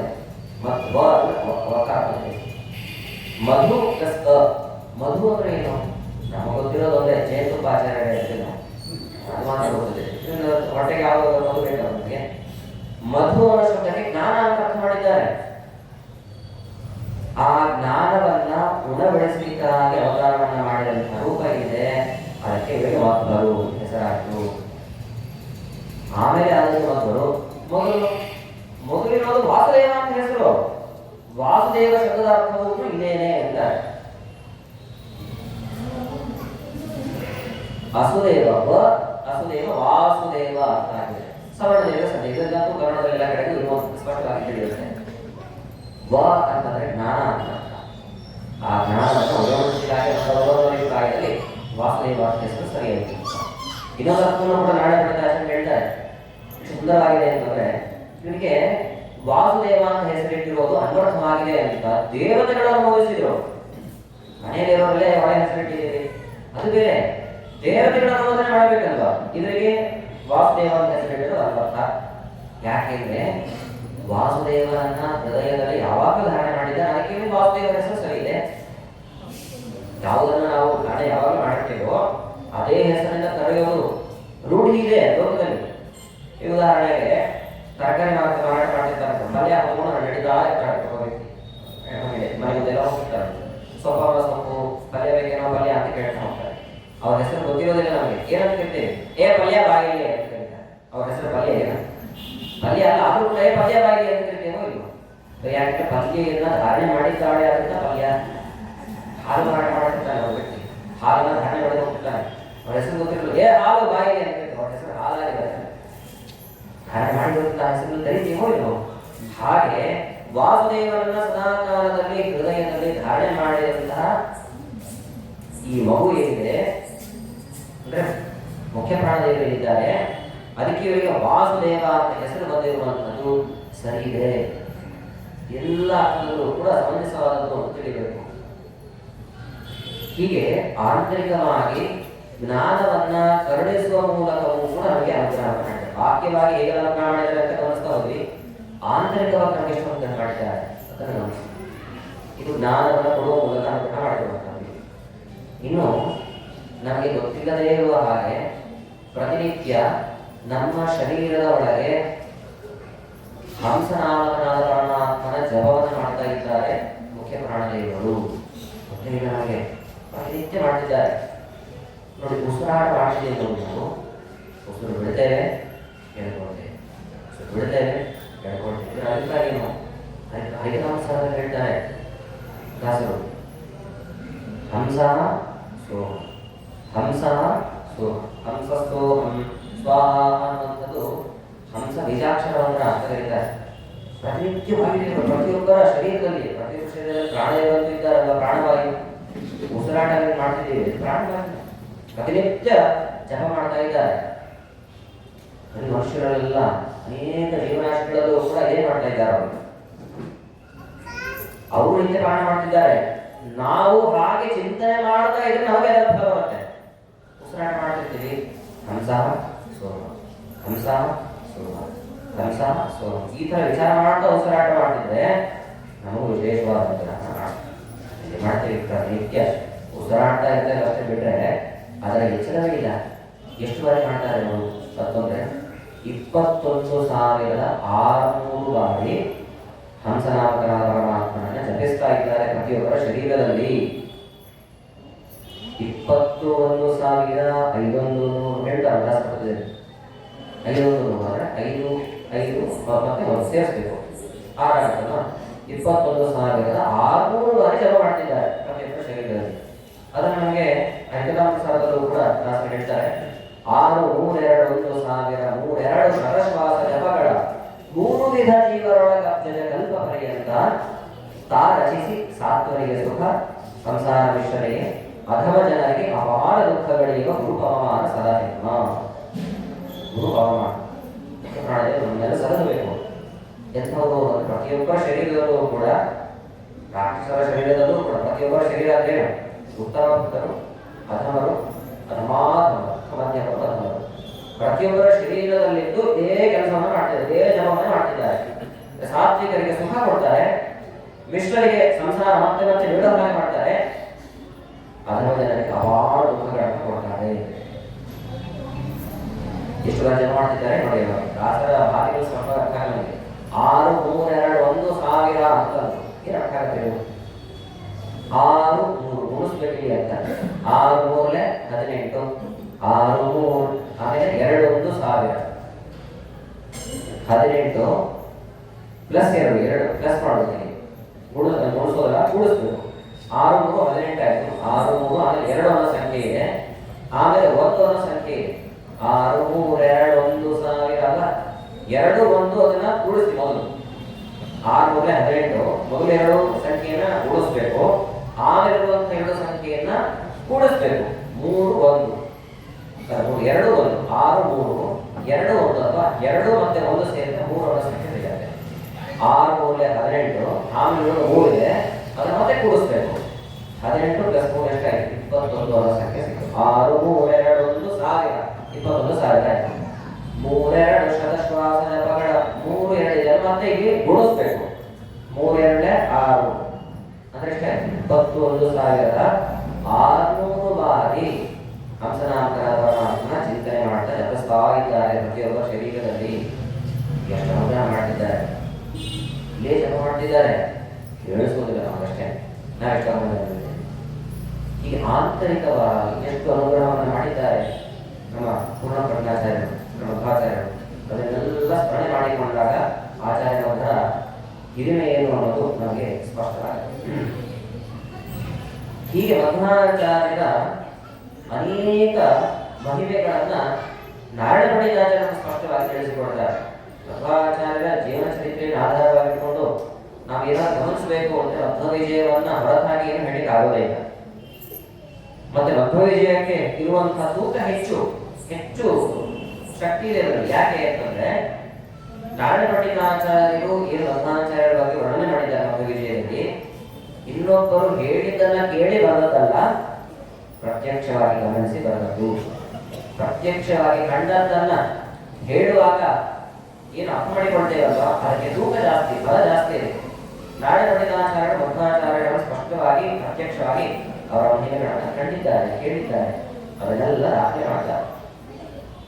ಅವರು ಹೇಳುವ ಆರಂಭದಲ್ಲಿ ಹೇಳ್ತಾರೆ, ಮಧ್ವಾಚಾರ್ಯನ ಕೃತಿಯನ್ನ ನಾನು ರಚನೆ ಮಾಡಿಕೊಡ್ತಿದ್ದೇನೆ, ಯಾರು ಕೇಳಬಹುದು ನನಗೆ, ಯಾಕೆ ಮಧ್ವಾಚಾರ್ಯರ ಕೃತಿಯನ್ನು ರಚನೆ ಮಾಡ್ತಿದ್ದೀರಿ ನೀವು ಅಂತಂದ್ರೆ, ಮುಕುಂದ ಭಕ್ತಿಯೈ ಗುರು ಭಕ್ತಿ ಜಾಯೈ, ಗುರುಗಳ ಮೇಲೆ ನೀವು ಭಕ್ತಿಯನ್ನು ಮಾಡಿದ್ರೆ, ಅವರ ಚರಿತ್ರೆಗಳನ್ನೆಲ್ಲ ರಚನೆ ಮಾಡಿ ಅದರ ಮೇಲೆ ಭಕ್ತಿ ಮಾಡಿದರೆ ಅದು ಎಲ್ಲಿಗೆ ಹೋಗಿ ಸೇರುತ್ತೆ ಅಂದ್ರೆ ಮುಕುಂದ ಭಕ್ತಿ. ಮುಕುಂದ ನಾಮಕರಣ ಪರಮಾತ್ಮನಿದೆ. ಮುಕುಂದ ಅನ್ನೋ ಶಬ್ದಕ್ಕೆ ಮೋಕ್ಷ ಫಲ ಅಂತ ಅರ್ಥ ಮಾಡಿದ, ಮೋಕ್ಷವನ್ನು ಕೊಡುವಂತಹ ಪರಮಾತ್ಮನ ಮೇಲೆ ಭಕ್ತಿ ಆಗುತ್ತೆ, ಭಕ್ತಿ ಹೆಚ್ಚಾಗ್ತಾ ಹೋಗುತ್ತೆ. ಸರಿಯಾಗಿ ನಾವು ಗುರುಮುಖೇನ ಹೋಗಬೇಕು ಅಂತ ಕೇಳ್ತಿರ್ತೇವೆ. ಮಧ್ವಾಚಾರ್ಯ ಮೂಲಕವಾಗಿ ಪರಮಾತ್ಮನ ನಾವು ಅನುಸರಿಸಬೇಕು. ದೊಡ್ಡ ವಿವಾದ ಇದೆ ಇವಾಗ. ಏನ್ ಕೇಳ್ತಾರೆ ಅಂತ ಹೊರಗಿನವರು ಶಾಲಾ ಕಾಲೇಜುಗಳಲ್ಲಿ ಓದ್ತಿರ್ತಾರೆ. ಈ ಸಂಧ್ಯಾವಂದನೆ ಮಾಡುವಾಗ ಏನ್ ಹೇಳ್ತೇವೆ? ಆಕಾಶ ಪದಿಕಂತೋ ಕಿಂ ಯಥಾ ಯಚ್ಚತಿ ಸಾಗರಂ ಸರ್ವದೇವ ನಮಸ್ಕಾರ ಕೇಶವಂ ಪ್ರತಿ ಗಚ್ಚತಿ. ಆಕಾಶದಿಂದ ಬಿದ್ದಂತಹ ಮಳೆ ನೀರು ಹೋಗೋದೆಲ್ಲಿಗೆ? ನೇರವಾಗಿ ನದಿಗೆ ಹೋಗುತ್ತೆ, ನದಿಯಿಂದ ಸಮುದ್ರಕ್ಕೆ ಹೋಗುತ್ತೆ. ಹಾಗೆಯೇ ಸರ್ವದೇವ ನಮಸ್ಕಾರ, ಎಲ್ಲರಿಗೆ ಮಾಡುವಂತ ನಮಸ್ಕಾರ ಏನಿದೆ ಕೇಶವನ್ನೇ ಹೋಗುತ್ತೆ, ಕೇಶವನ ಕುರಿತು ಹೋಗುತ್ತೆ. ಕೇಶವನ್ನೇ ಪೂಜಿಸಿದ್ರೆ ಆಯ್ತಲ್ಲ, ಇದರ ದೇವತೆಗಳು ಯಾಕೆ ಬೇಕು ಅಂತ ಕೇಳ್ತಾರೆ. ಬೇಡ ಬೇಡ, ನೇರವಾಗಿ ದೇವರ ಬಳಿ ಹೋಗೋಣ ಅಂತ. ಇಷ್ಟೊಂದು ಸಾಹಸಿಕವಾದಂತಹ ಕಥೆಯನ್ನ ನಾನು ನೋಡಿ ಯಾವಾಗ ಸ್ಮರಣೆ ಮಾಡ್ಕೊಳ್ತಾ ಇದ್ದೆ. ಬೇರೆ ಯಾರು ಬೇಡ, ದೇವರು ಮಾತ್ರ ಸಾಕು ಅಂತ ಹೋಗಿದ್ದೀನಿ. ಹೋಗ್ತಾನೆ ಒಂದು ಊರಲ್ಲಿ ಒಬ್ಬ ರಾಜನಿಗೆ ಆಪ್ತನಾದಂತಹ ಒಬ್ಬ ವ್ಯಕ್ತಿ ಇದ್ದನು. ತುಂಬಾ ಒಳ್ಳೆಯ ಸ್ನೇಹಿತ. ಯಾವಾಗಲೂ ಕೂಡ ರಾಜನನ್ನ ಭೇಟಿ ಆಗ್ತಾ ಇದ್ದ. ಉಳಿದವರು ಯಾವ ಪರ್ಮಿಷನ್ ಕೇಳ್ತಿರ್ಲಿಲ್ಲ. ರಾಜನ ಪಿ ಅಂತಿರ್ತಾರೆ, ಮಂತ್ರಿಗಳು ಹೋಗ್ತಿರ್ತಾರೆ, ಕಾಲಾಳಿಗಳು ಹೋಗ್ತಿರ್ತಾರೆ, ಮಡದಿರ್ತಾರೆ, ಮಕ್ಕಳಿರ್ತಾರೆ. ಯಾರ ಮೂಲಕನಾದ್ರೂ ಹೋಗ್ಬೇಕು ಹೇಳುದು, ಯಾರು ಹೇಳ್ತಿರ್ಲಿಲ್ಲ. ನೇರವಾಗಿ ನುಗ್ತಾ ಇದ್ದ, ಸೀದಾ ಹೋಗಿ ರಾಜನ ಮಾಡಿ ಮಾತಾಡ್ಕೊಂಡು ಹೋಗ್ತಾರೆ. ಪ್ರತಿನಿತ್ಯ ಭೇಟಿ ಮಾಡ್ತಾ ಇತ್ತು. ಮನಸ್ಸಾತಿಗಳಿಗೆಲ್ಲ ಕೋಪ ಬಂತು. ಅಕ್ಕಪಕ್ಕದವರೆಲ್ಲ ಇರ್ತಾರೆ, ತುಂಬಾ ಕೋಪವನ್ನು ಮಾಡಿಕೊಂಡು ಭೇಟಿ ಮಾಡ್ತಾರೆ. ರಾಜನ ಸ್ನೇಹಿತ ಇದ್ದಾನೆ, ಅದರ ಪ್ರತಿಯಲ್ಲಿ ಬರೋದಕ್ಕೇನು ಬೇಸರ ಇಲ್ಲ, ಒಂದು ಮಾತು ತಿಳಿಸ್ಬಿಟ್ಟು ಬನ್ನಿ ನೀವು. ಅವನಿಗೆ ಕೋಪ, ನಿಮಗೆ ಯಾಕೆ ನಾನು ತಿಳಿಸ್ಬೇಕು? ನೀವೆಲ್ಲರಿಗಿಂತಲೂ ರಾಜನ ಆತನಿಂದ ನಾನು ಅವನ ಹತ್ರ ಭೇಟಿ ಆಗಬೇಕು, ಮಾತನಾಡಿಸ್ಬೇಕು. ಇವೆಲ್ಲರೂ ಕೋಪ, ಇಷ್ಟು ಕೇಳಿ ಕೂಡ ಕೇಳ್ತಿಲ್ಲವೇನೋ. ಎಲ್ಲರೂ ಒಪ್ಪಂದವನ್ನು ಮಾಡಿಕೊಳ್ತಾರೆ. ಈ ವ್ಯಕ್ತಿ ಬಂದ್ರೆ, ರಾಜನ ಸ್ನೇಹಿತ ಬಂದ್ರೆ ರಾಜನಿಗೆ ಭೇಟಿ ಮಾಡಿಸೋದು ಬೇಡ ಅಂತ ತೀರ್ಮಾನ ಮಾಡಿದ್ರು. ಏನ್ ಮಾಡ್ತಾ ಇದ್ರು ಅಂತಂದ್ರೆ, ರಾಜನ ಭೇಟಿಗೆ ಅಂತ ಬಂದಾಗ ದ್ವಾರಪಾಲಕರು ಒಳಗಡೆ ಬಿಡ್ತಾರೆ, ಬಾಗಿಲು ಹಾಕ್ಬಿಡೋರು. ಎಷ್ಟೇ ಪ್ರಯತ್ನ ಪಟ್ಟರು ಕೂಡ ಒಳಗಡೆ ಬಿಡ್ತಾ ಇರಲಿಲ್ಲ. ದ್ವಾರಪಾಲಕರು ಬಿಡ್ಲಿಲ್ಲ ಅಂದ್ರೆ ನನ್ಗೆ ಬೇರೆ ಅವಕಾಶ ಇರೋದಿಲ್ಲೇನೋ, ಬೇರೆ ಕಡೆಗೆ ಹೋಗೋಣ ಅಂತ ಪ್ರಯತ್ನ ಪಟ್ಟ. ಮುಖ್ಯಮಂತ್ರಿ ತಡೀತಾ ಇದ್ದಾರೆ, ಬಿಡೋದಿಲ್ಲ ನಾನು ಅಂತ. ನೀನ್ ಬಿಡಲಿಲ್ಲ ಅಂದ್ರೆ ಏನಾಯ್ತಪ್ಪ, ಹೆಂಡತಿ ಮಕ್ಕಳು ಎಲ್ಲ ಇದ್ದಾರಲ್ಲ, ಅವ್ರು ಅಂತ ನಾನು ಹೋಗ್ತೇನೆ ಅಲ್ಲಿ ಪ್ರಯತ್ನ ಪಟ್ಟಾನೆ. ಅವಾಗಲೇ ಕೇಳಿದ್ರು, ಹೋಗಿ ನಮ್ಮೂಲ ಕಾಲು ಬನ್ನಿ, ಬರಲ್ಲ ಅಂತ ನಿಮ್ ರಾಷ್ಟ್ರವನ್ನು ಮಾಡಿ ರಾಜನ ಭೇಟಿ ಮಾಡಿಸೋದಿಲ್ಲ ನಾನು. ಹೀಗೆ ರಾಜನ ಭೇಟಿ ಆಗಬೇಕು ಎಷ್ಟು ಪ್ರಯತ್ನ ಪಟ್ಟರು ಕೂಡ ರಾಜನ ಭೇಟಿ ಆಗಲೇ ಇಲ್ಲ ಅವನಿಗೆ. ಅವನಿಗೆ ಏನ್ ಮಾಡೋಣ, ನಾನು ಹೋದ್ರೆ ಬಿಡ್ಲಿಕ್ಕಿಲ್ಲ, ಪತ್ರವನ್ನು ಬರೆಯೋಣ ಅಂತ ಪತ್ರವನ್ನು ಕಳಿಸಿದಂತೆ ನೋಡಿ. ಆ ಪತ್ರ ಯಾರ ಕೈಗೆ ಹೋಗುತ್ತೆ ಹೋಗೋ, ಮುಖ್ಯಮಂತ್ರಿ ಕೈಗೋ ದ್ವಾರಪಾಲಕರ ಕೈಗೋ ಹೋಗುತ್ತೆ. ನೋಡ್ತಾ ಇದ್ರು ಫ್ರಮ್ ಅಡ್ರೆಸ್ ಇರುತ್ತೋ ಇರೋದು, ಅವ್ರಿಗೆ ಫ್ರಮ್ ಅಡ್ರೆಸ್ ಹರಿತಾ ಇದ್ರು. ಏನಾದ್ರೂ ಕೂಡ ಭೇಟಿ ಇಲ್ಲ. ತುಂಬ ಬೇಸರ, ಒಂದು ವರ್ಷ ಆಯ್ತು ಭೇಟಿ ಇಲ್ಲ. ಹೇಗಾದ್ರೂ ಮಾಡಿ ಇವತ್ತು ಭೇಟಿ ಆಗಲೇಬೇಕು ಅಂತ ತೀರ್ಮಾನ ಮಾಡಿದ. ಏನ್ ಮಾಡ್ದ ಅಂದ್ರೆ, ರಾಜ ಹೇಗಿದ್ರು ಸಂಚಾರಕ್ಕೆ ಹೊರಗೆ ಬರ್ತಾನೆ, ಹೊರಗೆ ಬಂದಾಗ ನನ್ನ ಭೇಟಿ ಆಗತ್ತೆ ಅಂತ ಅಂದ್ಕೊಂಡು ಮರದಲ್ಲಿ ಹತ್ತಿದ್ದಾನೆ. ಮರ ಹತ್ತಿ ಕುತ್ಕೊಂಡಿದ್ದಾನೆ. ರಾಜ ಕುದುರೆ ಹೋಗಬೇಕು, ರಾಜ ರಾಜ ನಾನು ಇಲ್ಲಿದ್ದೀನಿ ನೋಡು ಭೇಟಿ ಆಗಿ ಬಿಡ್ತಾ ಇವನ್ನೆಲ್ಲ ಕೂತ್ಕೊಡ್ಬೇಕು ಅಂತ. ಎಷ್ಟು ಹತ್ತಿದ ನಾವು ತಪ್ಪಾಯಿತು, ನಿಮ್ಮ ಮೂಲಕ ಬರ್ತೀನಿ ಅಂತ ನಾನು ಹೇಳಿದ್ರೆ ಆಗ್ತಿತ್ತು. ಇಲ್ಲ ಇಲ್ಲ, ನಾನು ರಾಜನ ನೇರವಾಗಿ ಭೇಟಿ ಅಷ್ಟು ಅಂತ ನಾನು ಮರದಲ್ಲಿ ಹತ್ತಿದ್ದಾನೆ. ರಾಜ ಸರಿಯಾಗಿ ಕುದುರೆ ಹತ್ತಿ ಬರ್ತಾ ಇದ್ದಾನೆ. ಆ ಸಮಯದಲ್ಲಿ ರಾಜ ರಾಜ ರಾಜ ರಾಜ ಇಲ್ಲಿದ್ದೇ ನೋಡಿದ ಸ್ನೇಹಿತ ಅಂತ ಕೇಳಿಸ್ತಾ ಇದ್ದಾರೆ. ಮೊದಲು ಯಾಕೆ ಕೇಳಿಸ್ತು ಅಂದ್ರೆ, ಪಕ್ಕದಲ್ಲಿದ್ದಂತಹ ಮುಖ್ಯಮಂತ್ರಿ ಕೇಳಿಸ್ತು. ಮಂತ್ರಿ ಅಂತಾನೆ, ಎಷ್ಟು ಸೌಖ್ಯವನಿಗೆ ನೇರವಾಗಿ ಭೇಟಿ ಆಗಬೇಡ ಅಂತ ಪ್ರಚಾರ ಮಾಡ್ತಾ ಇದ್ದಾನೆ. ಇವತ್ತಿಗೆ ಕೊನೆ ಮಾಡಿಬಿಡೋಣ ಅಂತ ತೀರ್ಮಾನ ಮಾಡ್ತಾನೆ. ಆ ಮಂತ್ರಿ ರಾಜನ ಹತ್ರ ಮಾತಾಡ್ತಾನೆ. ರಾಜ, ನಿನ್ನ ಹತ್ರ ತುಂಬಾ ದಿನ ಮಾತು ಹೇಳಬೇಕು ಅಂತಿದೆ, ಅವಕಾಶ ಸಿಕ್ಕಿರ್ಲಿಲ್ಲ. ನಿನ್ನ ಭೇಟಿ ಆಗ್ಲಿಕ್ಕೆ ಯಾವಾಗಲೂ ಒಬ್ಬ ವ್ಯಕ್ತಿ ಬರ್ತಾ ಇದ್ದಾನೆ, ನಿನ್ನ ಸ್ನೇಹಿತ, ಅವನು ಭೇಟಿ ಬರ್ತಾ ಇಲ್ಲ ಅಂತ. ಹೌದು ಅಂತ ರಾಜ, ಪ್ರತಿನಿತ್ಯ ಬರ್ತಾ ಇದ್ದ ಪಾಪ ಅವನು, ಯಾಕೋ ಬರ್ತಾ ಇಲ್ಲ, ಏನಾಗಿದೆ ಗೊತ್ತಿಲ್ಲ. ಅದಕ್ಕೆ ಮಂತ್ರಿ ಅಂತಾನೆ, ಇಲ್ಲ ಅವನು ಸತ್ತು 7-8 ತಿಂಗಳು ಆಗೋಯ್ತು. ಆದ್ರೆ ಅವನ ಮನೆಗೆ ಹೋದಾಗ ಅವನ ಮನೆಯಲ್ಲಿ ಇರೋರೆಲ್ಲ ಹೇಳಿದ್ರು, ಅವನು ಸತ್ರು ಭೂತವಾಗಿ ಕಾಡ್ತಾ ಇದ್ದಾನಂತೆ, ಅಲ್ಲಲ್ಲಿ ಮರಗಳ ಮೇಲೆಲ್ಲ ಇರ್ತಾನೆ, ತುಂಬಾ ಆಪ್ತರಿಗೆ ಮಾತ್ರ ಕೇಳಿಸುತ್ತೆ ಅದು ಅಂತ ಹೇಳಿದ್ದಾರೆ. ಯಾರು ಮಂತ್ರಿ ಅಂತ ಇನ್ನು ಜೋರ ಕೇಳಿಸ್ಕೊಂಡು ನೋಡೋದು, ಮರದಿಲ್ಲ ರಾಜ ರಾಜ ಆಗಿದ್ದೀನಿ ಅಂತ ಒಮ್ಮೆ ಗಮನಿಸ್ದ. ಏನನ್ಸುತ್ತೆ ರಾಜನ ವಿಚಾರ ಮಾಡಿ, ಓ ಭೂತ ಬಂದ್ಬಿಟ್ಟಿದೆ. ಆವತ್ತೇ ಕೊನೆ ಮುಖ ನೋಡಿದ್ದು ಮತ್ತೆ ನೋಡೇ ಇಲ್ಲ. ಎಷ್ಟು ಪ್ರಯತ್ನ ಪಟ್ಟರು ಕೂಡ ರಾಜ ಅವನ ಕಡೆ ಮುಖನೇ ಮಾಡಲಿಲ್ಲ. ಈ ಕಥೆಯ ಸಾರಾಂಶ ಏನು ಅಂತಂದ್ರೆ, ಯಾರನ್ನ ಹೇಗೆ ಭೇಟಿ ಆಗಬೇಕು ಹಾಗೆ ಭೇಟಿ ಆಗಬೇಕು. ತುಂಬಾ ಆಪ್ತರಿಗೆ ಅಂತ ನೇರವಾಗಿ ಏಕಾಗಿಯಾಗಿ ಏನಾಗುತ್ತೆ ಕಥೆ ಈ ಕಥೆ ಸಾಧ್ಯ. ಮುಕುಂದ ಭಕ್ತಿ ಗುರು ಭಕ್ತಿ ಜಾಯಿ, ಇತರ ದೇವತೆಗಳ ಮೂಲಕ ನಾವು ನೇರವಾಗಿ ಪರಮಾತ್ಮನ ತಲುಪಲಿಕ್ಕಾಗುತ್ತೆ. ನೇರವಾಗಿ ಇತರ ದೇವತೆಗಳ ಮೂಲಕನೇ ಹೋಗಬೇಕು. ಅದಕ್ಕೆ ಅಥವಾ ಶ್ರೀ ಗುರುಭ್ಯೋ ನಮಃ ಹರಿ, ಮೊದಲು ಗುರುಗಳ ಸ್ಮರಣೆ, ಆಮೇಲೆ ಪರಮಾತ್ಮ ಸ್ಮರಣೆ. ನಾವು ಮುದ್ದೋಜದಾಸರು ಹೇಳುವಾಗೆ ಹೇಳ್ತಾರೆ ಸ್ತುತಿರತ್ನವಾದರೆ, ಗುರುಗಳ ಕರುಣ ಸುಸ್ಥಿರವಾಗಿದ್ದವರಿಗೆ ಹರಿನ ಅನುಗ್ರಹ ಆಗುವುದೋ ಶ್ರೀನಿವಾಸದಯ ನೀನೇ. ಪರಮಾತ್ಮನ ಕರುಣೆ ಸ್ಥಿರವಾಗಿರಬೇಕು ಅಂತ ನೋಡ್ಬೇಕು ನಾವು. ಗುರುಗಳ ಕರುಣೆ ಬೇಕು. ಗುರುಗಳು ಅಂದ್ರೆ ಮತ್ತೆ ಪ್ರಶ್ನೆ ಬರುತ್ತೆ, ಗುರುಗಳು ಮಧ್ವರಾಯರು ಮೂರು ಲೋಕ ದೊರೆಯೂರು ಶ್ರೀಶ ವಿಠಲ ನಮೋ ಶ್ರೀನಿವಾಸ ದಯಾನಿಧೆ. ಗುರುಗಳು ಅಂದರೆ ಬೇರೆ ಯಾರೂ ಆಗಲಿಕ್ಕೆ ಸಾಧ್ಯ ಇಲ್ಲ. ಆಚಾರ್ಯ ಶಿವರಾಚಾರ್ಯ ಸಂತು ಜನ್ಮನಿ ಜನ್ಮನಿ. ಆಚಾರ್ಯರು ಅಂತ ಕೇಳಿದ್ರೆ ಮಧ್ವಾಚಾರ್ಯರೇ ಅಲ್ವೇ. ಅಸಾಧಾರಣೀಯ ಉಪದೇಶ ಭಕ್ತಿ, ಅಸಾಧಾರಣ ಧರ್ಮ. ಆಚಾರ್ಯರು ಅಂದ ಕೂಡಲೇ ಮಧ್ವಾಚಾರ್ಯರು ಅಂತ ತಿಳಿಬೇಕು. ರಾಯರು ಅಂದ ಕೂಡಲೇ ರಾಘವೇಂದ್ರ ತೀರ್ಥ ಶ್ರೀಪಾದಗಳವರೇ ನಡೆಯುವುದು. ಹಾಗೆಯೇ ಆಚಾರ್ಯರು ಅಂದರೆ ಬೇರೆ ಯಾರೂ ಆಚಾರ್ಯರಲ್ಲಿ ನಿಜವಾದ ಆಚಾರ್ಯರು ಮಧ್ವಾಚಾರ್ಯ ಅಷ್ಟೇ. ಹೀಗೆ ನಾವು ಮಧ್ವಾಚಾರ್ಯ ಮೂಲಕ ಅಂದರೆ ವಾಯುದೇವರ ಮೂಲಕ ಪರಮಾತ್ಮನನ್ನು ಅನುಸರಿಸಬೇಕು. ದೊಡ್ಡ ಸಾಧನೆ ಮಾಡಿರುವಂತಹ ವ್ಯಕ್ತಿಗಳು ಕೂಡ ಮೋಕ್ಷಕ್ಕೆ ಹೋಗುವಾಗಲೂ ಮುಖ್ಯ ಪ್ರಾಣದೇವರ ಅನುಗ್ರಹ ಇದ್ದರೆ ಮೋಕ್ಷಕ್ಕೆ ಹೋಗ್ಲಿಕ್ಕಾಗತ್ತೆ. ವಿರಜಾ ನದಿ ಅಂತ ಒಂದು ನದಿ ಇದೆ. ಲಕ್ಷ್ಮೀದೇವಿ ಆ ನೀರಿನ ರೂಪದಲ್ಲಿ ಇದ್ದಾಳೆ. ಅಲ್ಲಿ ಹೋಗಿ ನಾವು ಸ್ನಾನ ಮಾಡಬೇಕು ಅಂತ. ಸ್ನಾನ ಮಾಡಿದ್ರೆ ಲಿಂಗ ದೇಹ ಭಂಗವಾಗತ್ತೆ. ಆಮೇಲೆ ಸ್ವರೂಪಾನಂದ ಆವಿರ್ಭಾವ. ಆ ನೀರಿನಲ್ಲಿ ವಿರಜಾ ನದಿಯಲ್ಲಿ ಆ ನದಿಯಲ್ಲಿ ಮುಳುಗುವಾಗ ಮುಖ್ಯ ಪ್ರಾಣದೇವರು ನಮ್ಮ ಜೊತೆ ಕೊಡುತ್ತಾರೆ, ನಮ್ಮನ್ನು ಕರೆದುಕೊಂಡು ಕೊಡುತ್ತಾರೆ. ಮಗುವಿಗೆ ನೀರು ಅಂದ್ರೆ ಭಯ ಇರುತ್ತೆ. ಮುಳುಗಲಿಕ್ಕೆ ಬರದೇ ಇದ್ದಾಗ ಏನ್ ಮಾಡ್ತಾರೆ ತಂದೆ, ಇಲ್ಲ ನೋಡಪ್ಪ ನಾನು ಮುಳುಗ್ತೇನೆ, ನನ್ನ ಜೊತೆಗೆ ನೀವು ಮುಳುಗು, ನಿನ್ನ ಕೈ ಹಿಡ್ಕೊಂಡಿರ್ತೇನೆ, ನೀನು ಚಿಂತೆ ಮಾಡಬೇಡ, ನಾನು ನೋಡ್ಕೊಳ್ತೇನೆ ನಿನ್ನ. ಆ ಧೈರ್ಯವನ್ನು ತುಂಬಿ ತಂದೆ ಹೇಗೆ ಮಗುವನ್ನು ರಕ್ಷಣೆ ಮಾಡ್ತಾನೋ ಹಾಗೆ ನಿಜವಾದ ತಂದೆ ಅಂದ್ರೆ ಪ್ರಾಣದೇವರೇ ಅಲ್ಲ. ಮಾತರವೇ ಮಾತರಿಶ್ವನ್ ಇತರ ತುಲಗುರು ಧಾತ ಇಷ್ಟಾರ್ಥ ಬಂಧು ಸ್ವಾಮಿನ್ ಸರ್ವಾಂತರಾತ್ಮನ್ ಅಜರ ಜರಗಿತರ ಜನ್ಮ ಮೃತ್ಯಾಮಯಾನಾಂ. ನನಗೆ ಜನ್ಮ ಮೃತ್ಯು ಎಲ್ಲ ಇದೆ, ನಿನಗೆ ಏನಿಲ್ಲ ಸ್ವಾಮಿ, ನಿನ್ನಲ್ಲಿ ಕೇಳ್ಕೊಳ್ಳೋದು ಒಂದೇ ಒಂದು, ನನ್ನ ಸ್ಮರಣೆ ಮಾಡಬೇಕು. ಎಲ್ಲ ಶ್ಲೋಕ ಹೇಳ್ತಿರ್ತೀವಿ, ಚಿಂತನೆ ಮಾಡಿ ನಾವು ಕಾರಣ ಮಾಡಿದಾಗ ವಿಶೇಷವಾದ ಕೇಳೋದೇನು ವಾಯುದೇವರಲ್ಲಿ ಗೋವಿಂದೇ ದೇಹಿ ಭಕ್ತಿ ಇದೆ, ಅಡ್ಲೆ ಮಾಡಬೇಕಲ್ಲ. ಗೋವಿಂದೇ ಭಕ್ತಿ ದೇಹಿ, ಗೋವಿಂದನಲ್ಲಿ ಭಕ್ತಿಯನ್ನು ಕರುಣಿಸು. ಎಂತಹ ಭಕ್ತಿ ಅದು? ಭವತಿ ಚ ಭಗವನ್ನೋಚಿತ ನಿರ್ನಿಮಿತ್ತ ನಿರ್ನಿಮಿತ್ತ. ನಿರ್ನಿಮಿತ್ತ ಅಂದರೆ ಯಾವುದೇ ಕಾಮನೆಗಳನ್ನು ಒಳಗೊಳ್ಳದೇ ಇರುವಂತಹ ಭಕ್ತಿ. ದೇವರೇ ನೀವು ಒಂದಿಷ್ಟು ಪ್ರದಕ್ಷಿಣೆ ಹಾಕಿ ನನಗೆ ಇದು ಕೊಡು, ಇದು ಕಾಮಿ ಕರ್ಮ. ನಿರ್ನಿಮಿತ್ತ ನಿಷ್ಕಾಮ ಭಕ್ತಿ.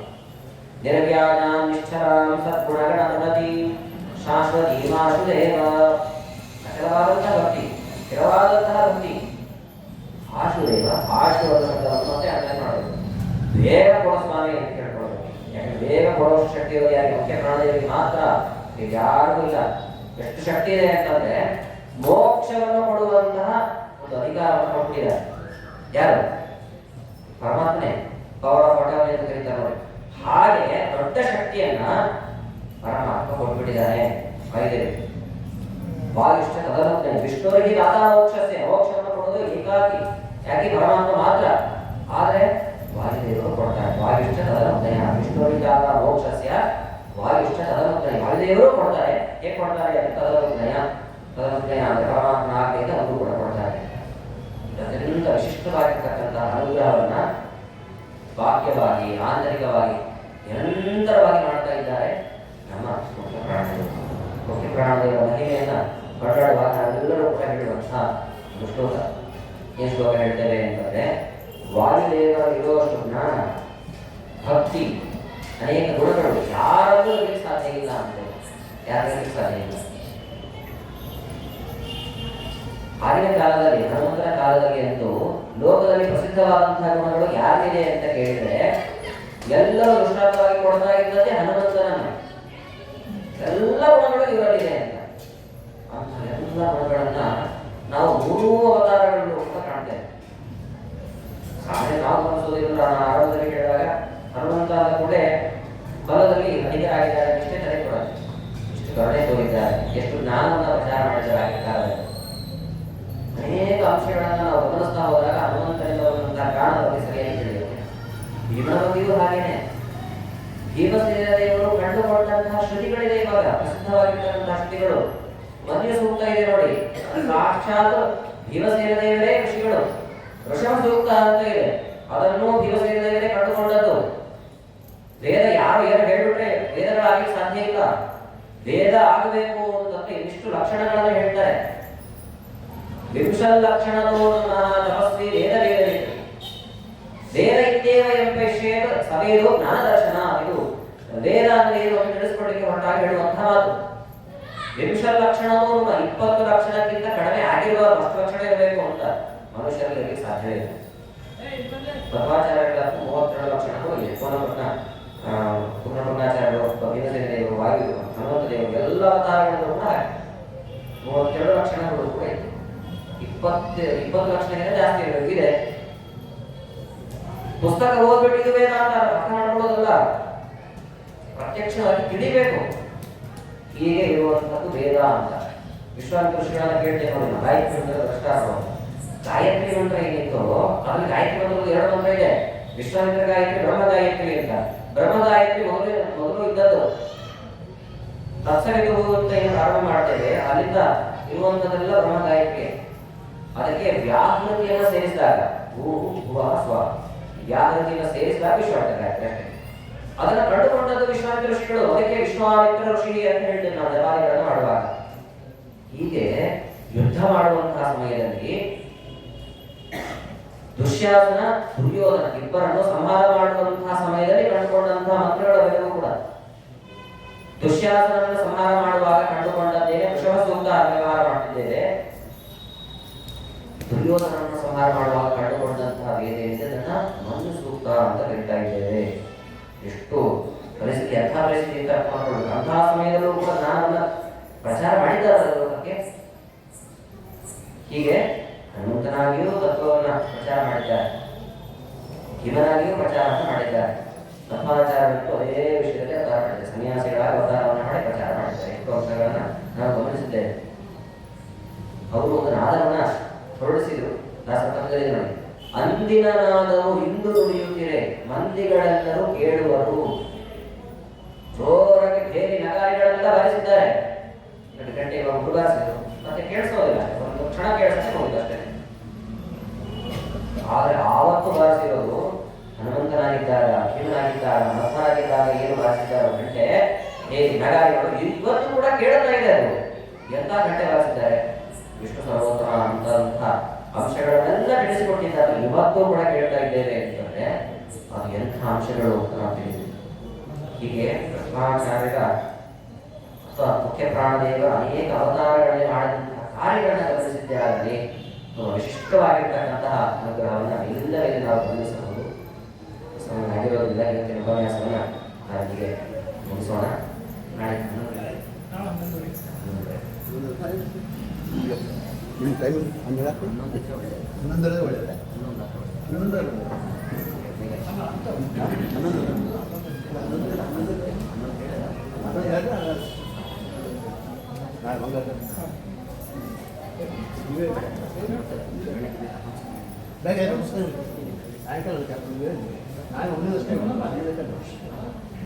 ಹೀಗೆ ಹೇಳಿದಂತೆ ಮಧ್ವನವೇ ಒಂದು ವಿಶೇಷವಾದಂತಹ ಪರ್ವಕಾಲ. ನಾವು ಆರಂಭದಲ್ಲೇ ಗಮನಿಸಿದ್ವಿ, ಮಧ್ವಾಚಾರ್ಯ ಪೂರ್ಣ ಅನುಗ್ರಹಕ್ಕೆ ಪಾತ್ರರಾಗಬೇಕು